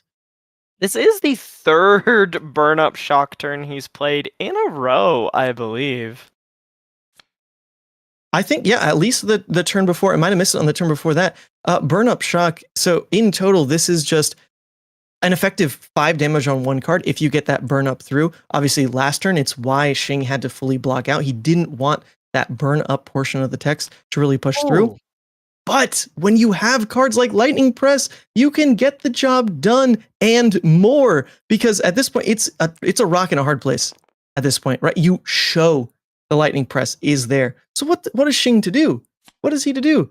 Because this is threatening all the way up to 7. You effectively have up to like 9 block in your hand. So do you overblock? Do you have the reaction to kind of force it out of Nathan? It's a tough spot. As is, this is actually lethal if Shing opts not to block, and if he only blocks 4 and the Lightning Press pushes it over, it's going to put him down to 1 with the 4 damage from the Burn Up Shock. This is a little bit precarious. We don't know what Nathan's arsenal is, I don't believe. No, it's been there for a while. Something that I think is pretty interesting that we saw Nathan do here is he could have created an embodiment of lightning with which to threaten a little bit more damage. maybe kind of fake that there's something after this Arcanic Shockwave, but he shifted a little bit towards presenting arcane damages. Shing does not have Arcane Barrier, and his life total is dwindling dangerously low. It's possible that we kind of just see this game closed out on arcane damages. Shing is forced to give his entire hands to these burn-up shock triggers, lest they finish him off. Yeah, I will say there is Arcane Lantern. Viserai is wielding a scepter and toting that little lantern in his offhand. But without Tunic anymore, there's no way to just freebie a life point with Arcane Barrier. It would always have to be an entire card, which with the way Aurora presents Arcane, it can be interesting. We haven't seen, Ellie, this is something that I can't believe we haven't pointed out yet. We have not seen Arc Lightning out of Nathan yet. And that tends to be the hallmark card for a turn that will just be nothing but these small arcane pings. It's been smaller than that up until then, just one ping here, one ping there. At this point, giving a full card for that's going to hurt. But once the Arc Lightning comes up, you can feel pretty safe in pitching a blue and knowing that it will get full value. Ends up blocking 6 on this decision that they've been waiting on for quite some time, pushing Shing down to 3. Is this last card in hand going to flip the game as like a 9th blade? Or build more rune chants, or like what's okay? He's it's a 9th blade. It's a 9th blade, people. It's a game. It's a game. So he's 13 arcane and 9 physical coming in here. Sorry, it's just such a big number. It's 21 damage. Nathan can technically give up just 1 card in blocking 3 if he didn't want to die completely, but it's maybe not a great place to be at 1 against Viserai. Though it is not, it's a little bit like what you said earlier, where Viserai is being forced to go a little sooner than he wanted to. As he basically never gets to keep a big hand again at 3 life. Yeah, exactly. We see things lining up here. This is something we mentioned earlier in just how this matchup will play out. The blue count, when you draw it on a turn like this, is pretty high value because that is effectively 3 life. You know, when you can pay a blue into arcane like this, when you have that AB1 piece, that is just 3 life. It's as effective as blocking card. There's no on hit really attached to this. It's just all about the numbers. I do want to point out, if Nathan had opted to go to 1, there's a cheeky little card that Viserai does run. Oh, wait a second. Sigil of Suffering kind of coming in here like a reckless swing, nearly closing the game out. Hold up, there's 1 left. There's 1 left. If Shing ever goes to 1 and plays on no pitch, we could have a game closed by the Sigil, which would be incredible. He's at 2. So he can breathe a little bit. Nobody was playing Levia in this tournament, but you may be getting a little bit Levia. You may be getting a little bit more brute action than you bargained for in this year's show match. Oh, I'm loving this. This has actually been an incredibly fun game to watch. As much as I ragged on these heroes as we approached the game, seeing the back and forth, and I think specifically seeing that Nathan struggled for a solid like 3 to 4 turns. And in those 3 to 4 turns, Shing saw it as a way to maybe prematurely launch that Slogism Arknight turn because he felt like he had room to do so. Because maybe the second half of the game, from his perspective, would play out similarly to that first half, but that's just absolutely not what happened. Nathan found his rhythm and has felt truly oppressive with the Aurora deck here. So we can see there's got to be some of this draw sequence Runeblade potential to just make the deck not sing as it wants to, but he's found his stride. Aurora, the shooting star, is looking to close out this game, perhaps on this next push. A 2-card hand with 1 rune chant doesn't really present 9 in any kind of capacity on the Viserai side, unless I'm thinking of... I mean, I just don't think it does, right?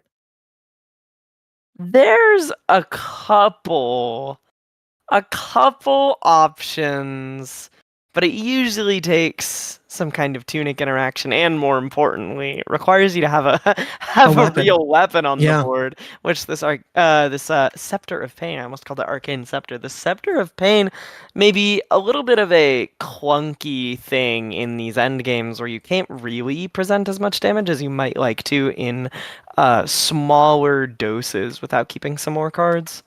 Right. Oh, okay, look. Okay, in the pitch zone, something I was going to note about if Nathan had taken your line to go to 1, Viserai runs Vexing Malice. And if Nathan went to 1 and sacked Dad at Carapace, there's a world now where Vexing Malice steals the game. There's a lot of these cards in the end game that might just steal games left and right. Sigil of Suffering, Vexing Malice. It's actually quite exciting to see how things will close. Hopefully, it will come down to some reaction, some crazy play that really seals the deal for us. Because something to note here, if we take a look at deck sizes, Nathan is at 17 cards left in deck, and quite a few threats are gone. I think there's one more Lightning Press is kind of the big one for me. I wonder That if still it's should here be more right in the deck. now. Oh, is this going to be current funnel gave Snatch go again? Oh my goodness, I missed that interaction. I also missed that. The Wait. Sizzle. I always forget that card is worth 2 action points. I believe that no. ends up closing the game. No, I for wanted it to Nathan. be flashy. No. Flashy, and that he closed it out Okay. with a gone in a Yes. flash. Okay, a majestic, little measly 2-attack majestic enabled the end game. Okay, fine. Flashy enough. Not flashy enough for me. Damn it. But that was really fun. That was really fun. And Nathan now puts another win on the books for the Card Guyz. The hosts of this show match are now 2 points to Blue Pitches 3 in this final bonus game of Josh Lau Dorinthea versus Ira with I'm putting Tam actually back to show off Ira. I totally missed that. Will Blue Pitch just with the most ease in the world walk away 4 wins, handily winning this game point, or will it tie up 3-3? Only one more game to decide it all, Ellie. And we have the players as well ready to talk about the match before we jump in to wrap up the night here. This was really exciting, guys. So thank you for showing off that game. Nathan, specifically, I want to know the paths you took in deck building that led you to run a Ravenous Rabble Aurora list when we think we counted like 12 blues still. No, there's actually 9. 9. There's 9 Okay. blues in the list, and basically what took me down, I basically have a switchboard built into the Aurora deck where I have a package of approximately like 9 non-attack support cards and then 9 instant cards. And because I wanted to solve the Azalea problem. So I basically built the deck to bring in Warmongers and not be punished by running it. By running an instant package in the spot of those electrifies, things like that. And it just so happens that that actually works really good against Runeblade 2. However, not when they're just playing 24D React, whatever I just ran into. So, it was a misstep for sure, but I had to sideboard blind, of course. And that's kind of what I do with the deck, is just that switchboard sideboarding plan. Sweet. It looked really impressive. And what a difference in the playstyles here, because now we got to see what a Starfall Aurora looks like versus what Pudding ran earlier with a Reaping Blade Aurora. Were you able to watch that game at all, Nathan? Absolutely. Yeah. So can you pick out some of the main differences in either like deck or strategy that you saw between the two? So I know Pudding was on like a lot of cards like Swarming Gloomveil, and I know Pudding as a player, he really values his 3 blocks, and so maybe that was him kind of clinging on to those values a little bit more than maybe should. But at the same time, it is in a very aggressive deck, right? As much as we would love to block 3, it just isn't one of those lists that can kind of support that. But I think he's favoring more block value to play a more mid-rangey game plan in a lot of his matchups, which definitely has validity to it. However, I just like to lean all in on the aggression and just find different ways to create these like support packages for both plans.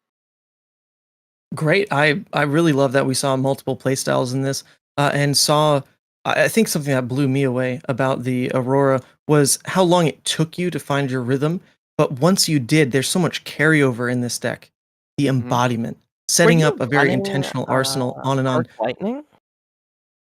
Well, so it was sideboarded out. That's part of the non-attack package, because I don't want to play Warmongers and then have that card in my hand, right? Okay. So I've sided in a couple instant cards and also the D-React as well with the Warmongers to take those cards out. But yeah, of course, it's too good of a card not to run in the list. Right. But it was just sided out because I sided in the Warmongers package. It makes a lot of sense. And we also have Shing in the room who Yeah, is just Shing. too much of a genius player to miss out on asking some pretty horrific questions here. But unfortunately, he was playing Viserai, so it can't be me, Ellie. What do you have for Shing? So I actually saw Shing playing some Viserai somewhat recently, and his deck looked pretty different to what he registered here today. And I'm a little bit curious what led to a few of those deck building choices. Was it maybe a little bit of like a hybrid deck situation, and you also have Reaping Blade in your deck, or did you kind of decide to maybe go like full like my deck does nothing but Turtle Burst for the show match? Yeah, it's a turtle burst only list, so I go all in on the game plan. Yeah. That makes a lot of sense. I was kind of curious if we'd see some of the new cards. We saw it towards the end. We saw you draw Machinations of Dominion, but I've also seen you playing a little bit with Snuff Out. What do you think of the new like Runeblade only Runeblade Majestics from Rosetta? Actually, I feel like the new Runeblade Majestic are so good for Viserai, and good for Viserai only because other Runeblade are not that easy to like dealing arcane damage or having a aura after the sniff out attack because Right. you shoot all your wind chant while you're attacking. So I feel like that those cards are designed for Viserai. But actually I prepared to list for this show match, and Aaron play a very aggressive list which looks so similar to my aggressive list, so I decided to show people the other way to play Viserai, which That is makes a lot of sense. yeah, which is Turtle Burst. Yeah. We don't always drool and breathe through our mouths and drop our hands on the table every turn going mob show. Sometimes there's a little more thought put into the game plan. Maybe we're over here stacking rune chants, like players will stack dice while playing against Kano. And we use it to find a way to close the game. Very, very, very cool. I love seeing Turtle Burst represented. I also have one question for you. Face Purgatory, best 2-block hat ever printed? Sorry, which one? All right, on 3, we all say yes. 1, 2, 3. Yes. Yes. Jesus. Face Purgatory, Shing. Oh yeah, The new yeah. Runeblade hat. It's maybe the that's- best 2-block hat ever made. It's so good. Yeah, that's so good. I adore that card. All right. Well, thank you all for playing the game. Thanks for joining us on this.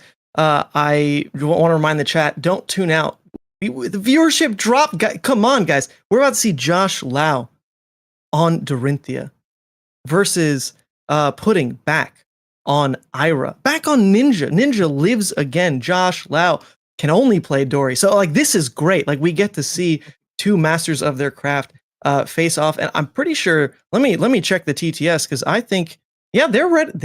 They're ready for us, Ellie. I think we're jumping right in. I was under the impression our Dorinthea expert for the night was one Washua Zhao. Do you know what's up with that? Washua Zhao may be the only player more washed than Joshua Lau. So Ooh. I guess we're just not going to be in for a good one tonight, unfortunately. But this is spicy. As we see what has been flipped before us, it's hatchets. Or no, sorry, it's not hatchets. It's Centauri Sabers and Hot Streak Dorinthea. So Josh really brewed something spicier. Perhaps this is off the back of the new Majestic, Ellie?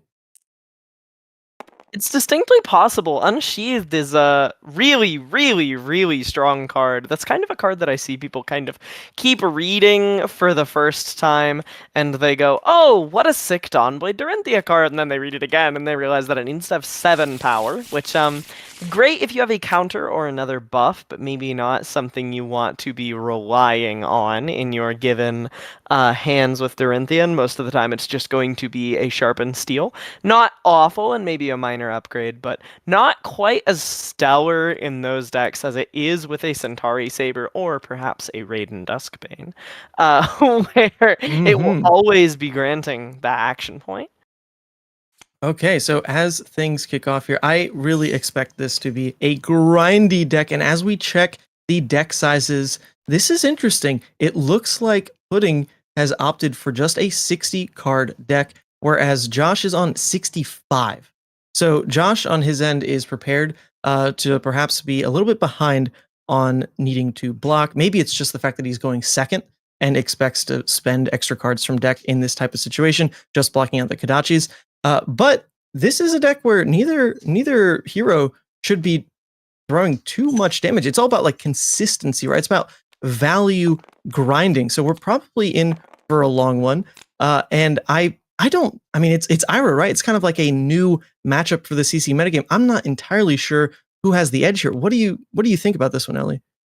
I think it's very interesting in that Ira is going to push a lot more quote-unquote uninteractable damage, and that I think those Kodachis are going to go uncontested quite frequently against a hero like Dorinthea, who maybe doesn't want to be giving up entire cards, especially a dual-wielding Dorinthea that doesn't want to be giving up entire cards while playing for a value game plan against heroes like Ira. So I think those Kodachis are going to get in for a lot of damage, but I also think Dory is going to be operating a little bit more on the attack reaction axis, and we've already seen several from Josh here, in that we have in the swing Iron Song response, Blade Flurry, another Iron Song response already in his graveyard and pitch zone. Bit unfortunate how many reds he's drawn this early, but we see a lot of ways for him to push damage over with his weapons. I want to point out here, so Flick Flack in these matchups where you're basically guaranteed to be facing down 2 attacks gets a wild amount of value. So in this situation, Flick Flack blocking the first swing, then giving the buff for when you block the second attack. Josh is going to try to maybe counter that a little bit by getting Go Again on the hot streak swing, because if I was incentivized to block now with this buffed attack off of Flick Flack, then it at least is giving hot streak Go Again. So there's like some play in how this might line up, but just baseline, this is a matchup where Flick Flack is going to get good value, which is always a plus because Ira is a value machine. Look at what's been happening. Kodachi, 1 for 5. That happened on the first turn. It's the second turn. And what do we see? Kodachi, 1 for 5. 1 for 5. 2 card 8s versus a deck that is trying to basically match similar efficiency with Valiant Dynamo making its way onto the combat chain for block, which is just immediately going to get replenished. So I hope you like these play patterns, folks. Really buckle in. Because these are randomly drawn, right? Randomly drawn. I think we got 2 decks that really are trying to do the same thing back to back against each other, and we will deterministically be able to tell you which one does it better. And it will matter oh so much, not for Worlds, but for the calling in Osaka, where Ira will be legal. We're seeing that Majestic we were talking about a little earlier in this game, Unsheathed. Your next sword attack this turn gets +3, and when this attacks, if its power is greater than twice its base, it gets Go Again. So if its base power is 3 and it becomes 6, it does not have Go Again. But for both of these sabers with a base power of 2, coming in for 5 does grant Dory an action point. It's a little bit of a upgraded hit and run for this style of deck. I think that's kind of the niche this card is going to operate in that it's going to kind of help extend these turns. It's going to lend a lot of consistency while also lending value to these turns, which is a bit of a much-needed upgrade of value. A bit of a much-needed upgrade for decks like this, as they've lost a lot of percentage points as Mistveil has hit the meta so hard. Yeah, it's really interesting to see, every once in a while, a singular card for a class breathes oh so much life back into it. Shout out. Call to the grave, folks. Come on. Why didn't you play Leviat? I'm not letting you live this down. Both Blue Pitch and Card Guyz let me down on this one. And hey, one more gripe. They let the community down, because why was no Vincent in this show match? Hold up. There's a lot of Vincent Copers out there on YouTube, and I actually think they're a little bit right. And it would have been amazing to see that play out. Perhaps if all the Viserais had just been Vincents, tonight would have been that much more exciting. But regardless, point being, when a singular card is given to a hero, I love to see the specialist then find a way to revamp entire decks. And I really feel like Unsheath could be what makes Centauri and Hot Streak even remotely playable in Dorinthea. You look at a meta past, and it's hatchets all day, every day. But Unsheath says sword attack. very specific sword attack. And we see it hit the combat chain again to kick off Dorinthea, as she will repeat this similar play pattern of Centauri into Hot Streak.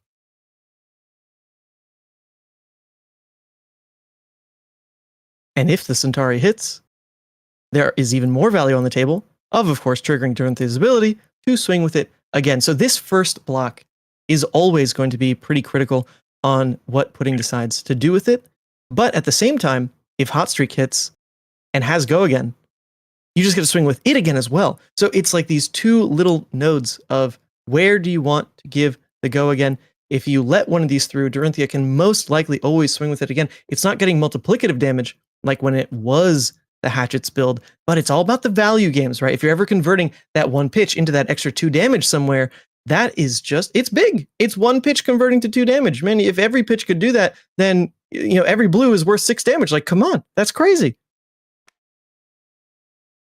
It's actually fantastic that you mentioned Dorinthea's hero, her ID ability triggering here, which it is yet to do so this game. It did for the first time on that Centauri Saber coming over the Flick Flack for 2. But it was yet to do so this game. So this is the first Dorinthea trigger we have so far. This Centauri Saber coming in for 5 again here. And this is kind of an interesting thing. We've seen a lot of D-reacts from Pudding's side of the table already, and Josh was kind of slowly falling behind on life total, bleeding out to the Kodachis a little bit, but as he finds ways, as Pudding maybe runs drier on defense reactions as the game wears a little longer in the tooth, and as he finds ways to push these hit triggers over, we could see him kind of turn the value proposition on its head and start to run away with the math a little bit. Oh, speaking of running away with the math, one of those cards that just has carryover damage, all this value turn by turn, is Iron Song Pride, which just slammed itself down on the table, added a +1 counter to Centauri Sabers. Now, even if Pudding wanted to keep up this normalized play pattern of we're just going to trade back and forth, I'm going to keep what cards I need for 2 card 8s, blah, blah, blah. Now, the game plan has changed because letting the Iron Song Pride stick for another turn breaks how much value he's willing to give Dorinthea in this matchup. So this could very well be one of the last aggressive turns Pudding can take for a while he waits to overblock and react over everything he needs to make Iron Song Pride go bye-bye. Seeing a snatch here, this could be Pudding's Snapdragon Scalers being weighted to cashed in here, but we could also see a little bit of a Boomer pick and Ira here. We could see the Razor Reflex come out to play in this moment, blocking 6 on this snatch for 5, and it is going to be Pudding's Snapdragon Scalers hitting the board here. No Boomer pick on Pudding's side. He's too young and handsome for those Boomer includes. I wouldn't put it past Josh though, just saying. But here we go. Snatch with the snaps leads into a Kodachi, leads into Command and Conquer. And this is wild because, look, there's no arsenal on Dorinthea's side. So low value, but it also breaks the play pattern you normally see with CNC, which is to pump it to 7 against so many decks. That is huge on Ira's side to lead Kodachi into CNC for 7. But we're looking at a Dorinthea that's running Valiant Dynamo. Pumping an attack like that to 7 basically does nothing, because the Valiant Dynamo can always get thrown in front. It's not really taxing to the armor suite. You add 2 cards on top of that, and Dorinthea is happy to play with 2 or 3 cards left over. So trying to find a wider turn to make CNC do something for himself here. In this situation, it was just vanilla damage, but at the end of the day, damage has to be dealt to end this game. And it does speak to the versatility and flexibility of the Scarlet Revenger, that she's capable of moving her damage around in her turns in this creative way to get around whatever game plan and value engine that the opponent is presenting on the other side of the table, where Pudding's like, okay, well, the CNC is kind of just a brutal assault on this turn. There's no arsenal to speak of. This 7 isn't going to do all that much on the Valiant Dynamos, so I'm going to push this +1 onto my snatch. I'm going to space out my Kodachis to force a little bit of damage through, and then I'm going to end on the CNC just as a big honkin' attack to end my chain, as a value play, and just kind of break this up and make it more and more frustrating for you to block, which is a real testament to how timelessly powerful Ira's hero Mhm. ability is, right? One of the first heroes, the first hero anyone ever saw from Flesh and Blood, and she still just rings true with how powerful her hero ability is. And speaking of a powerful swing here, we have that Iron Song Pride leaving the board and taking that counter off of Lau's Saber pretty much immediately. You know, that did not stick around long.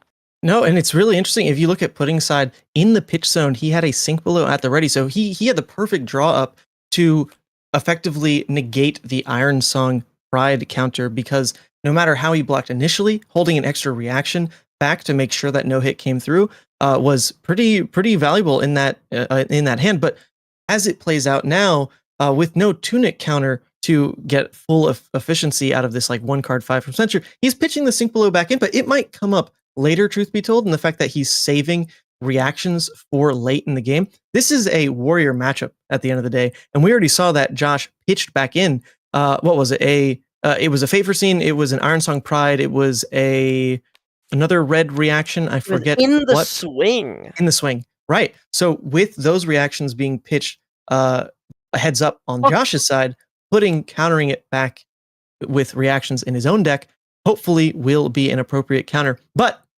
this is a card that it is wild to see play. But in all honesty, it was probably quite live into this matchup. No joke.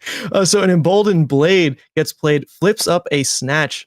No pop on that arsenal. It is not a defense reaction. But honestly, half the time I would assume it is. So heads up for Josh to even run this card and fish for it to get value here. I love the mini game this card makes you and your opponent play, where you kind of, the first time they play this and blow up a card in your arsenal, you then spend the rest of the game kind of dancing around it, where your opponent then has to go, surely they don't fall for it again, and you go, well, maybe I'll just put this D-React in my arsenal and see if they're willing to do it again, and you kind of play this social deduction mini game on both sides of the table, where you're both dancing around just the concept of Emboldened Blade for mostly the rest of the game of Fab that you play. I adore that card. It's such a powerful and interesting blue. What a great way to frame exactly what we see in front of us. A sensor hit, which started this whole social what'd you call it? Social deduction minigame. It started on Censor. Hey, so Pudding started it. But Josh is following it up here with the Emboldened Blade, and you get this back and forth going. It's going to be quite cute to see this play out. And I in person, I feel like this would be quite a funny moment. Josh is very, very chill to play against. I quite like our interactions. Pudding is stone cold, but he smiles and he laughs when it suits him. And I think this would be one of those moments. One of my favorite things about this turn cycle is that both players completely whiffed on on their guesses. We had no Blade Runners to speak of and no defense reactions to speak of. Hilarious. We see a fully efficient hand, though, played out of the Dorinthea side here. No Blade Runner in the turn, but still a fully effective one coming in, putting down to 23, resetting the Valiant Dynamos.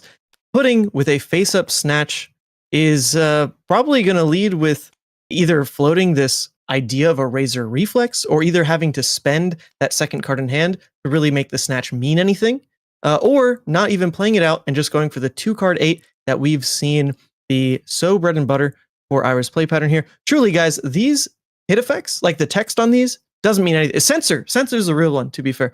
The other ones really don't matter.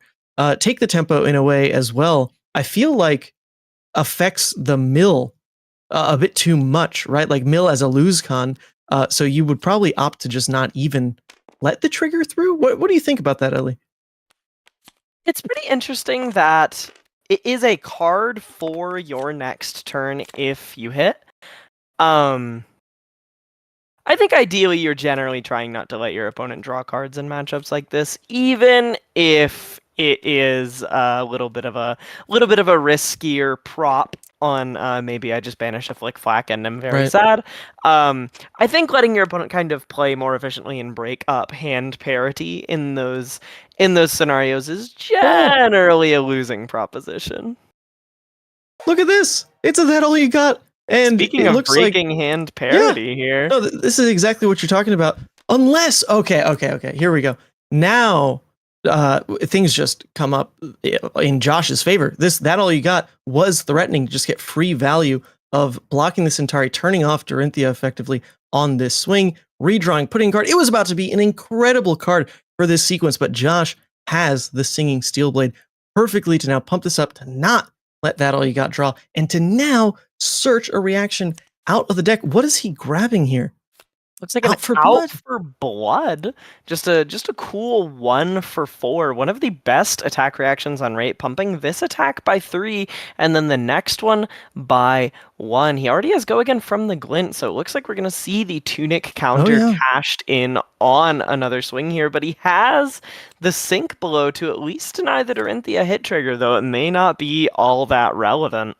No, not all that relevant. It's about the value grind, and when you can use Tunic to unlock a play that just otherwise straight up would never have the pitch for. 1 blue just does not work for this kind of turn, but Tunic does enable it. Getting an extra 3 free damage in this matchup is absolutely massive. If you look at deck sizes right now, there's 44 cards versus 39 cards left to right, and yet both players are basically down to half the life total remaining. So they've played a bit more willy-nilly with their life totals compared to actual card, like deck damage that's left in deck. But it's these types of like value-breaking turns that are really going to put on the pressure for just dealing more damage than expected to accelerate the end game, where everyone has to just block, because if they don't, they die. Speaking of things we will see blocked very frequently later in this game, we have a Kodachi coming in for 1 here, a little unassuming. But we still have that Snatch face up in the arsenal. Yeah, it's actually interesting here because you would think that a Valiant Dynamo can always match that first Kodachi, just always, kind of turn off Mask in theory, always get 1 value. But with a Snatch showing face up on putting side, there's an incentive on Josh to try to hold it in case the Snatch is what's coming through at this breakpoint of 4. But now there's inefficiency in this Take the Tempo. It shows up for 5 now. If Josh blocks with a card, blocks a Valiant Dynamo, a damage shield goes through. The Mask trigger, not super relevant. If it's a sigil, then something can happen with that card. But the face-up Snatch, it's doing something to Josh's decision on blocks here. Those Kodachis really do just kind of prove to be true damage a little bit in matchups like this, always finding their way through. And you are right that without the defense reaction, this ends up being a pretty awkward block. Josh actually just completely failed to get value out of his Valiant Dynamo on that turn cycle. But if he's not able to turn them on this turn, it may not be quite such a tragedy. Never mind, he has the Blade Runner. 1 value lit on fire, the worst thing to ever happen to all of mankind. For this game, it might as well will be. It's a game of inches. And we talk about the last turn cycle, Josh just absolutely juicing value out of the Tunic. Well, now he's lost a value for how Pudding is playing with this face-up Snatch. It's actually kind of amazing.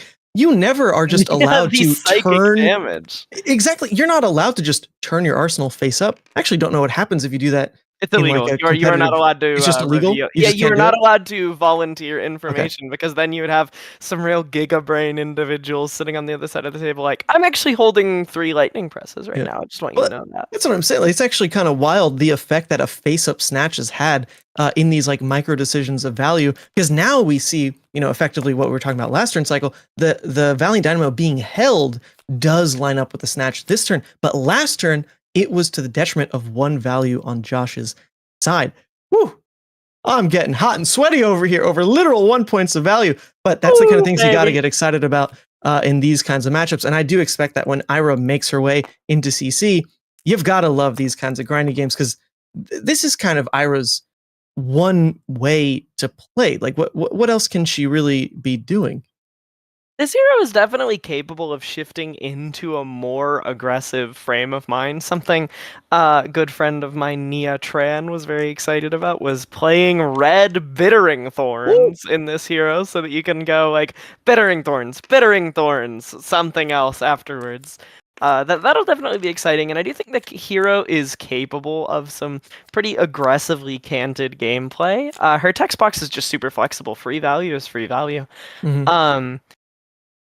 But I'm speaking- curious to see just how grindy she ends up, because she is going to need to be able to deal with heroes like the Ledger of Ancestry herself, Enigma yes. and CC, and I'm not entirely convinced that 1-1-5 is a winning strategy into a hero like that. No, most likely not. There's also the Turtle Viserais, like the Florians, the Verdances of the world. There will be a lot of decks that punish this type of value game plan. And it's kind of funny because in the part of the Mistveil meta, we saw decks like Kasai, which are like very much of a similar note as this Ira deck, fall to the wayside because they couldn't keep up with the aggressiveness of the meta. That being Zen primarily. But now we're on the other side of that, where the value decks will fall on the wayside because they won't deal with like the setup potential of these decks like Enigma, Florian, and Verdance. So for a value deck to be the best deck in Flesh and Blood really was a unique thing for Pro Tour LA. that meta was so unique. It takes a village, as it were. I'm very excited to see kind of how these decks will adapt. I do think the value warrior deck are maybe a little less flexible at achieving a little less flexible at approaching matchups like that. But I think if any class is capable of leaning into a little bit of undue or unexpected aggression, it's certainly Ninja. Yes. Oh, for sure. It does hurt a little bit to see that it is piloting our first foray of Ira into CC in this kind of value shell, because Pudding is a man that sees into the matrix like no one I've ever come across when it comes to ninja lines. If you want to be utterly blown away, there are some fantastic... I swear, every time he's on camera, it's the most impressive game of Flesh and Blood I've ever seen, and I'm pretty sure he just plays every game that way. It's just lucky us that we even catch any of it on camera. But there are some... If you go back to like Calling Phuket, for example, the games played on stream from Pudding are just miracles. Like miracles in the make. They're unbelievable talent on display with the lines that he's pulling forth, the bluffs with his Katsu play. And that is a very far cry from how this Ira deck is going to play. I don't think seeing into the matrix does literally anything for this hero, at least when played this way. So a little sad, but we still love the player. We know that he loves Ninja, and any excuse to play Ninja, he will obviously opt for. And doing, cutesy things like this, running Dishonor. I've seen some people in the chat confused about this one, but you got to remember this is a blue block 3. Hey, that says combo, right? That's Flick Flack Valley. That's all it's doing, guys. That's all it's doing. So little bit of spice. We've seen that here and there. There's also the nasty surprise. So some interesting stuff has come up, at least in the deck build decisions, even if the play decisions are a bit straightforward. Good old Sink Below and Valiant Dynamo. No missing of the value from that card on this turn cycle. This is the second turn in a row, speaking of which, where Pudding has ended his turn with a Sigil just to clear the arsenal for the next card. Very funny that it was a Sigil to clear way for a Sigil. And then he has arsenaled a card we have not seen, although I don't think it can be the third Sigil. I think we saw him pitch that We one, saw that as funny pitched. as that would be.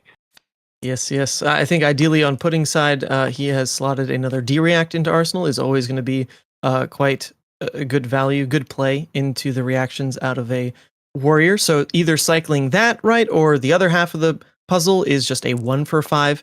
I doubt he would go out of his way to put something like a CNC in Arsenal, but I wouldn't put it past an upcoming Tunic counter type of turn. We see that all you got actually get value this turn cycle. No reactions called on the chain to pump it. So that'll be a card draw. What it's really going to come down to is, does that mean anything for deck damage, or is this game going to end up in a Kadachi lock situation before then? And I don't know about you, Ellie, but I'm feeling like it's probably going to get there before deck size even matters at all. Deck size will rear its head as we get to the Kadachi lock situation. So these things come a little bit hand in hand. No, that's fair. That's fair. Josh is definitely bleeding as far as life total goes. He's been pretty consistently behind basically since the game started, and hasn't really shown any signs of changing here. He is going to get go again on his hot streak. But unless he has a way to push it over like this in the swing, which will let him get the Dorinthea trigger, though it looks no like he has opted to just Arsenal and pass there, pushing 3 over Pudding's blocks and sending it back over to him. Maybe opting to hang on to his Tunic counter for something like an Oasis Respite, or if those are in the deck list, to deal with some efficient play from Pudding's side of the table. Yeah, great question. We haven't seen the Oasis, but we do know that Josh added 5 extra cards at minimum to what he was presenting here. I feel like it might have been those emboldened blades, and well, honestly, Josh is such a unique deck builder. I wouldn't be surprised if there's like some yellow overpowers also slotted in. But we'll see. We haven't seen the Oasis necessarily come up yet. But anything that is just a high value card is what you'd be looking to bring into this type of matchup. You have all the time in the world as well to use that Tunic counter for something like Oasis. So as the value turns trade back and forth, that was quite a good one out of Pudding's side. That draw a card from That All You Got unlocked this E-Strike for 7 play right back in to Josh, who's now presenting the sort of turn we've seen time and time again. Centauri Saber. Do you think he has the Blade Runner, Ethan? No, this turn I'm calling a glint. I'm feeling a glint. I'm gonna say run through. That's my guess. Run through. We haven't seen any run throughs yet. That's a good call. I feel like those are coming up in the second half of the deck here. Let's see it. Let's see it. Mama needs a new pair of shoes. Put it on the run. What are we betting on? Oh, what is that? It's what a is glint. that? What I call? What I call? I'm very proud of you, Ethan. In Blade Flurry.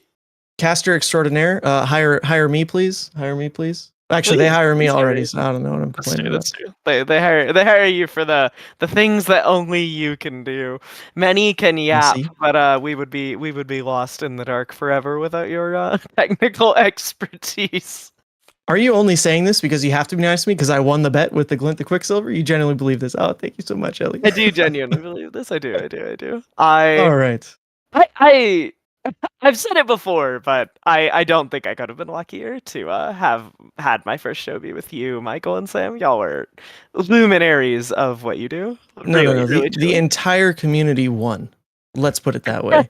The entire community was witness to one of the most wonderful days of broadcasting in my almost 3 years of doing this. That Sunday event was phenomenal. So, hopefully everyone in the chat enjoyed that. Hopefully they're enjoying this. Hopefully they're enjoying every bit of Fab that is put in front of your little eyes here on YouTube, Twitch, wherever you get your Fab content, because it is a lovely community, and making this kind of content is so rewarding. That's all it is. You get to go back, you get to see the support that comes through in the comments, the podcast, the discussions where they like reference back in these kinds of things. All those little moments feel incredible. You see figureheads of the community pop up, like Uber Shouts, who's in the chat. Awesome to see.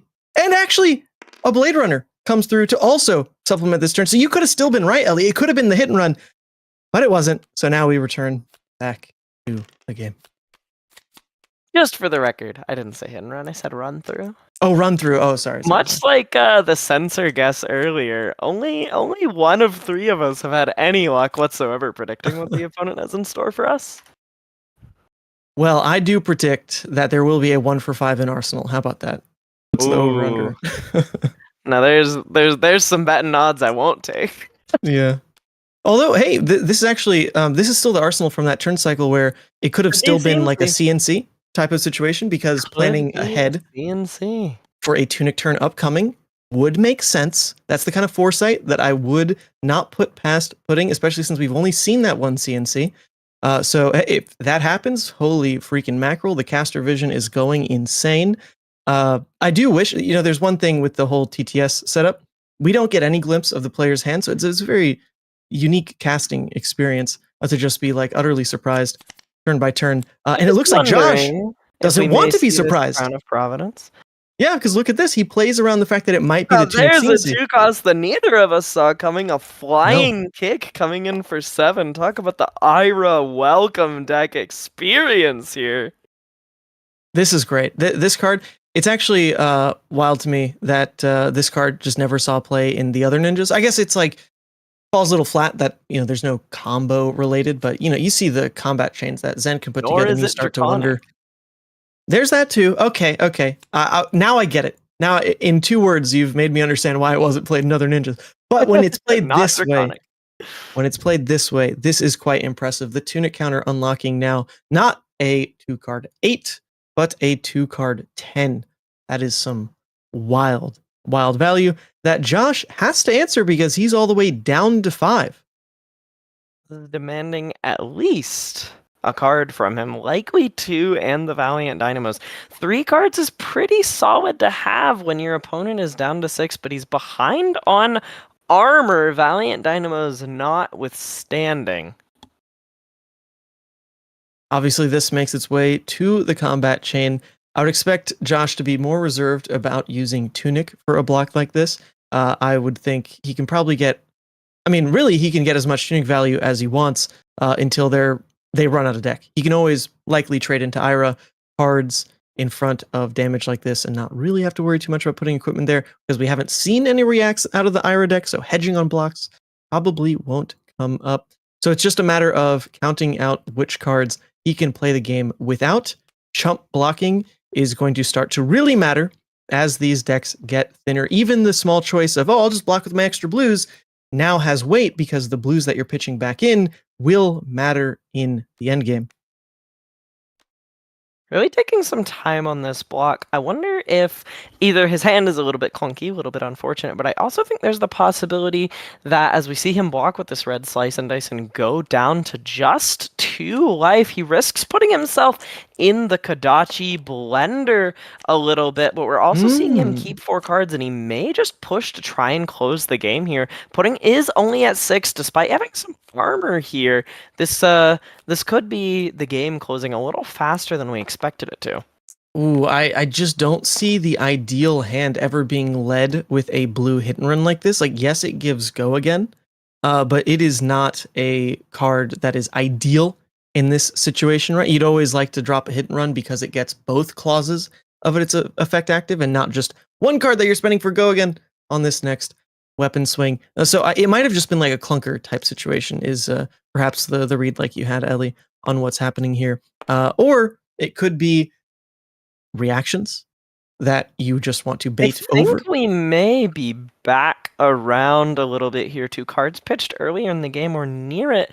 Oh? We may see an In the Swing come out of Josh's hand. You're right. Iron Song and In the Swing were right next to each other. That's 6 damage out of nowhere. Is this where it comes up? No way.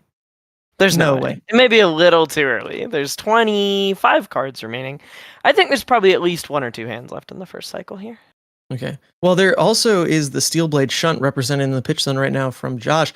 So whenever damage effectively is dealt to put Pudding at 1, that's a bit of a lock state because then Pudding just no longer gets to attack with weapons. So Pudding, depending on how many copies of Steel Blade Shunt he has to expect out of Josh, is then counting his life total down from that point. So if it's 3 blue copies of Steel Blade Shunt, then he can't go to 4. Or the game can effectively... Wait a second. No, a bit different. It's an In the Swing and a Singing Steel Blade, but the Singing Steel Blade can still go get the Iron Song. If Pudding doesn't have a defense reaction, this will be it. Surely he does. Surely Pudding has it. Of course Pudding has it. This is Pudding Tam we're talking about. Yes. Still taking 3. Maybe not the most ideal situation, but it has staved off death for this moment. What do we talk about? 3 could just be death because 3 copies of Steel Blade Shunt, in theory, could seal it, where Josh just completely falls back on the defensive and lets the Steel Blade Shunts do all the work for him. Pudding just isn't running Razor Reflex. We haven't seen it. We've seen the whole deck through. He's just not running it unless it got tucked somewhere with a sink. All of his damage is very honest. So Josh can just count how much true damage he effectively has in these Steel Blade Shunts. For 7. Not going to let him use a defense reaction to block this efficiently. We're seeing Dynamos and demanding 2 more cards from Josh's hand. The game gets a little bit harder to close, and while you're talking about the Steel Blade Shunts being good for closing the games out, life does get a little bit more complicated. With cards like this where you can't use any D-Reacts left in your deck to cover it up cleanly, and, he's actually holding this Take It on the Chin, a functional 2 block here. With him at 1, Oh, he's wow. going to at least be forced to give up the tunic, and the game is going to get harder for him to close with only 1 to 2 cards left in any given hand. Wow, having to give up the tunic like this as well completely flips how much you can just fall back and just let Shunt try to win you the game. Because if you aren't able to do that, pitching even to play 1 Shunt means that's 2 cards out of your defending hand gone. And ideally, you're putting that on the weapon swing. So you'd be having to give a card to one Kodachi, shunting the other, and then you only have 1 card left to defend whatever third attack comes through. That's just like not passable anymore. The pitch zone here. What a tragedy. Oh no. He wanted to cover up 7 cleanly with a card in sync so badly, and he was just not allowed to. Oh no. Okay, well, that was quite the sequence of attacks. The CNC that we'd been sniffing out to come up at some point in this game, considering we'd only seen the one, comes up exactly when it meets Josh's sink below. And there's got to be that third CNC still in the deck somewhere as well. Perhaps it was sunk as a way for Pudding to really make this endgame harder. He knows that Josh also pitched back in at least that Fate for Seen Red on the first turn of the game. So if Pudding has tried to match that a bit and line up these CNCs where they hit these hands full of D-reacts, that's wild. That's wild if you can put that together. Seeing that all you got come down on this Blade Flurry that would have been otherwise lethal, Pudding going to 2, the Steel Blade Shunts getting a little scarier as the game drags on. But the Kodachi luck. And no way to utilize it, notably, there. Which also means he does not get his Dynamo left to find his way out of the Kodachi blender here. It seems so difficult to ever get to keep any cards with which to play the game from here. Yeah, no, as I was explaining with how Steelblade Shunt would work from here on out, he just doesn't get to do it. Like, being at 1 means ending the game, having to basically play out 2 Shunts is only going to happen if he draws both Shunts in the same hand. Because having to space it out just will not work. Oh! There is a Shunt! Yeah, that's 1, that's 1! Is it the second? Is it the second? It's not. So he just dies. Okay, this is exactly what we're talking about. Exactly what we were talking about. Oh my goodness, the way that Josh kind of tugged on that card. Was it that third Shunt? Whew. Okay, they're both players now inspecting their pitch stack. Look at how much defense was left in both of these decks. Look at the Flick Flax, the Fate for Fiends. Oh my god, all the Flick Flax. And there's the Sigil. Wow. Oh yes, because the Sigil was still there too. I was curious if the Sigil would come up if we got to a Steel Blade Shunt kind of game state. Obviously, didn't quite get there. Josh ran out of cards with which to keep himself alive a little too fast, but that was kind of a crazy good game. I think we went into that game maybe a little bit on the pessimistic side, where we were like, "Oh man, get ready for a 7-hour value grind." I'm so excited to watch people play value deck, but Japanese. So glad that this game was as riveting as it was, because when you kind of have 2 decks that are playing in the reaction step so heavily, it kind of goes from like, do you plan on taking any game actions that aren't blocking, or should I just go home, into something a little bit more textured and interesting, where you have that completely insane turn earlier where it was like, I have an attack reaction, I have a Flick Flack, I have another attack reaction, Singing Steel Blade, unfortunately for you, I have the Sink Below, which was really, really, really exciting. I loved watching this. Some real boomer fab brought up to 40 life with the introduction of Ira to CC. Absolutely. I'm just channeling full Pudding energy right now, full Chad energy. That was an incredible game. Well done to both of you to really close this out on a match that ended up being, as Ellie was articulating, a lot more exciting, a lot more of that give and take, that vanilla fab that gets so fun to watch, because you start to remember why pitch stacking, why preserving threats, not only threats, but outs to threats can all line up in really beautiful ways. So hats off to both of you. It was a really, really exciting way to close out the day. And it means, Pudding, you've done it. There's no ifs, ands, or buts about it. 4 wins go to Team Blue Pitch. 4. And only 2 go to the Card Guys. We tried. That's right. And I'm wasn't- proud of both of you. It wasn't really about Team Earth or Team Lightning tonight. It was about Team Blue Pitch or Team the Chart Guys or whatever you call yourselves right now. And honestly, I content was guys. always the content guys. You guys kill it, Yeah. by the way. This type of event on Yeah. top of the daily streams and all that has just been such a treat. So hopefully the viewers have enjoyed it as well. I felt truly lucky to be a part of this and watch these games. Me too. Wanna throw it to Pudding right now. It's something we talked about during this game, and that was you are the type of ninja player that can just make ninja sing, just make it look like the most complicated, the most intricate deck possible. And you normally do that off the back of Katsu, right? Like Katsu's that type of deck. Zen was not really that type of deck, but Ira is definitely not that type of deck. So do you feel any type of like synergy, any call to this hero just because she's ninja, or do you genuinely like the value playstyle that she has like unique in this ninja lineup? Well, I know everyone start with Bliss, so do I. And in Bliss, I only play Ira. Oh, okay, easy. Yeah. Easy. I only play Ira, and I always joke about that when I can play Ira in CC. Oh wow! It's your This is the time. day. This is the day. And Oh, so don't play Worlds. You're gonna win the calling. That's what's about to happen. And because RSS doesn't print adult Ira, so instead I play Kasai for quite a while. And I needed your value fixed. Is yellow ninja warrior, but it's ninja because I just played the video game. My Kotachi upgraded to 1-2 to 2-2. And now I can boots finally get play pretty some good. real Ira. Yeah, The boots are pretty good. Boots get pretty good when you make the swap to warrior. The Ira ability, swap it to the boot. Oh, Instead yes. of +1, It's true. Yes. It's true. +1 Great point. defense. Yeah. You showed us why the Ira ability is so much better even compared to those Valiant Dynamos tonight, though. Yeah. Yeah, did you go into this matchup? I guess we'll toss this to you first, Josh. Did you go into this matchup feeling that inherently one of these value decks was going to be better than the other, or was it going to come down a bit to draw sequence or just how things line up with offensive reactions, defensive reactions? This game really came down to entering the late game with particular cards still in my deck and getting rid of his armor so that I could guarantee reprise. The turn that you saw me think for a long time, I was calculating, is he gonna block? Because I had glint and I had hit and run, right? And if I play the hit and run, I'm guaranteed go again. If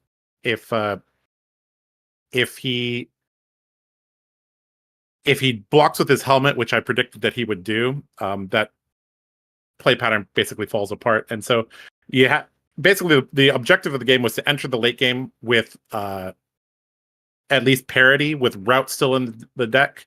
Oh, and of course the you two run steel route, blade yes. shunts still in the deck. There was actually a situation where when I played In the Swing and Singing Steel Blade, if I had Tunic on 3, that would have actually been Singing Steel Blade into route, and that would have been exact lethal. Yeah. But unfortunately, the Tunic wasn't up, but that's okay. And then 2 shunts also creates that buffer, but then, mentioned in the game that, hey, he pitched that sigil back into his deck, and that was coming up soon, and that would have been that's an old school interaction there. So yeah, but basically, if I could enter the late game and force him to block, the hot streak will go again, and then it's like, okay, you block that. Now here's the Centauri Saber, and that basically, instead of having to keep a blue and a Blade Runner effect, all I need is a blue or a yellow, and now I have a turn, right? So I can kind of grind out that late game state a little bit better. And once we get to second cycle, he's basically used all his defense reactions, and Ira doesn't shuffle her deck, so I know the position of all his defense reactions. So I could take certain lines at the end of the game. That was kind of the objective, is just getting to the late game in a particular game state and kind of pick the right time. But because I played Singing Steel Blade in my deck, I didn't really have control of where those shunts were. I knew the rat was still in the deck, but yeah. So that was the objective. Didn't quite work out, but yeah, Pudding played really well. And Pudding and when I was in Hong Kong, I played against Pudding, and I remember our classic battles in Dory versus Ira back in Blitz. It was really great for so long. Oh, that's hilarious! You guys get to bring it to the forefront in CC it's the now. salty run back from years ago. Yeah, three and a half years ago. That when we were learning the game, I remember. So sweet. Yeah. Yeah, I remember I tried to shunt him and he would heal, and then I would attack react and he'd play flick flack, and I'd be like, all right. All right. And now we're back, baby. We're back. But we're back. Yep. But there is a new card in the Kasai card. I forget the name. Unsheathed? Unsheathed. Is that it? Unsheathed. Yep. Is that really the tipping point in wanting to run the dual swords warrior over the hatchets right now? So the dual swords creates a lot more opportunities because you play a lot more attack reacts in the dual sword because you want to maintain your Iron Song Pride counter.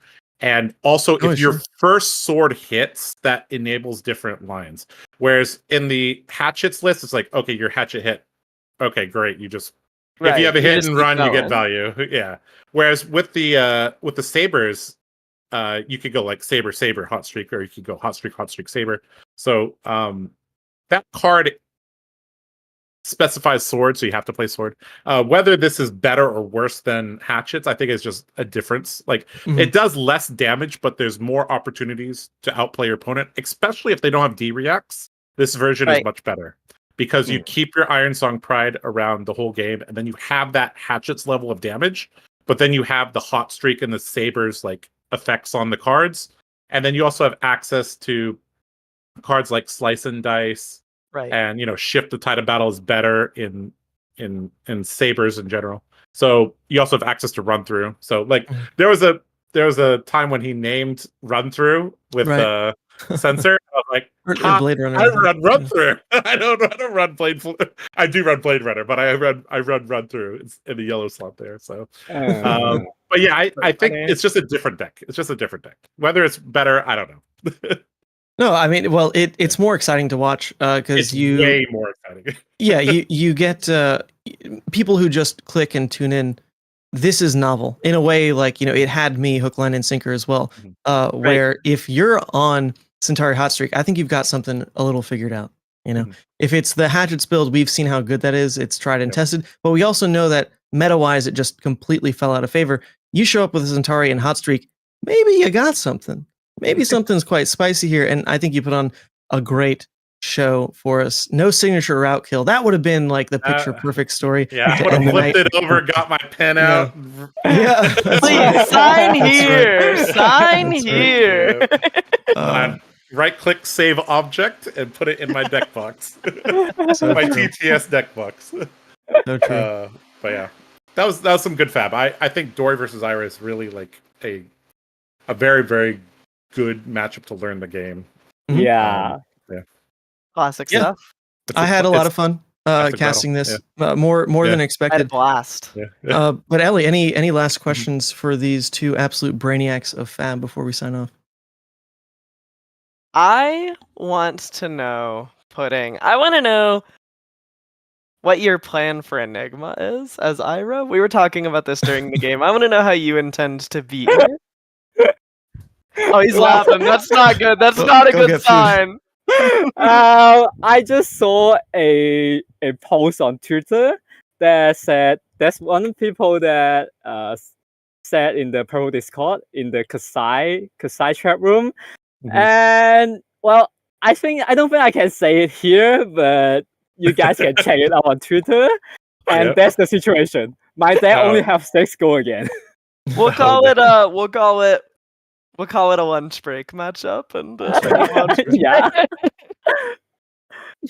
It's okay. Red Bittering Thorns can save the day. I promise. Really. Yeah, I have it. And the East, right? And that's the only yeah. again. That's enough. It's enough. I promise. It's enough. Yeah. Yep.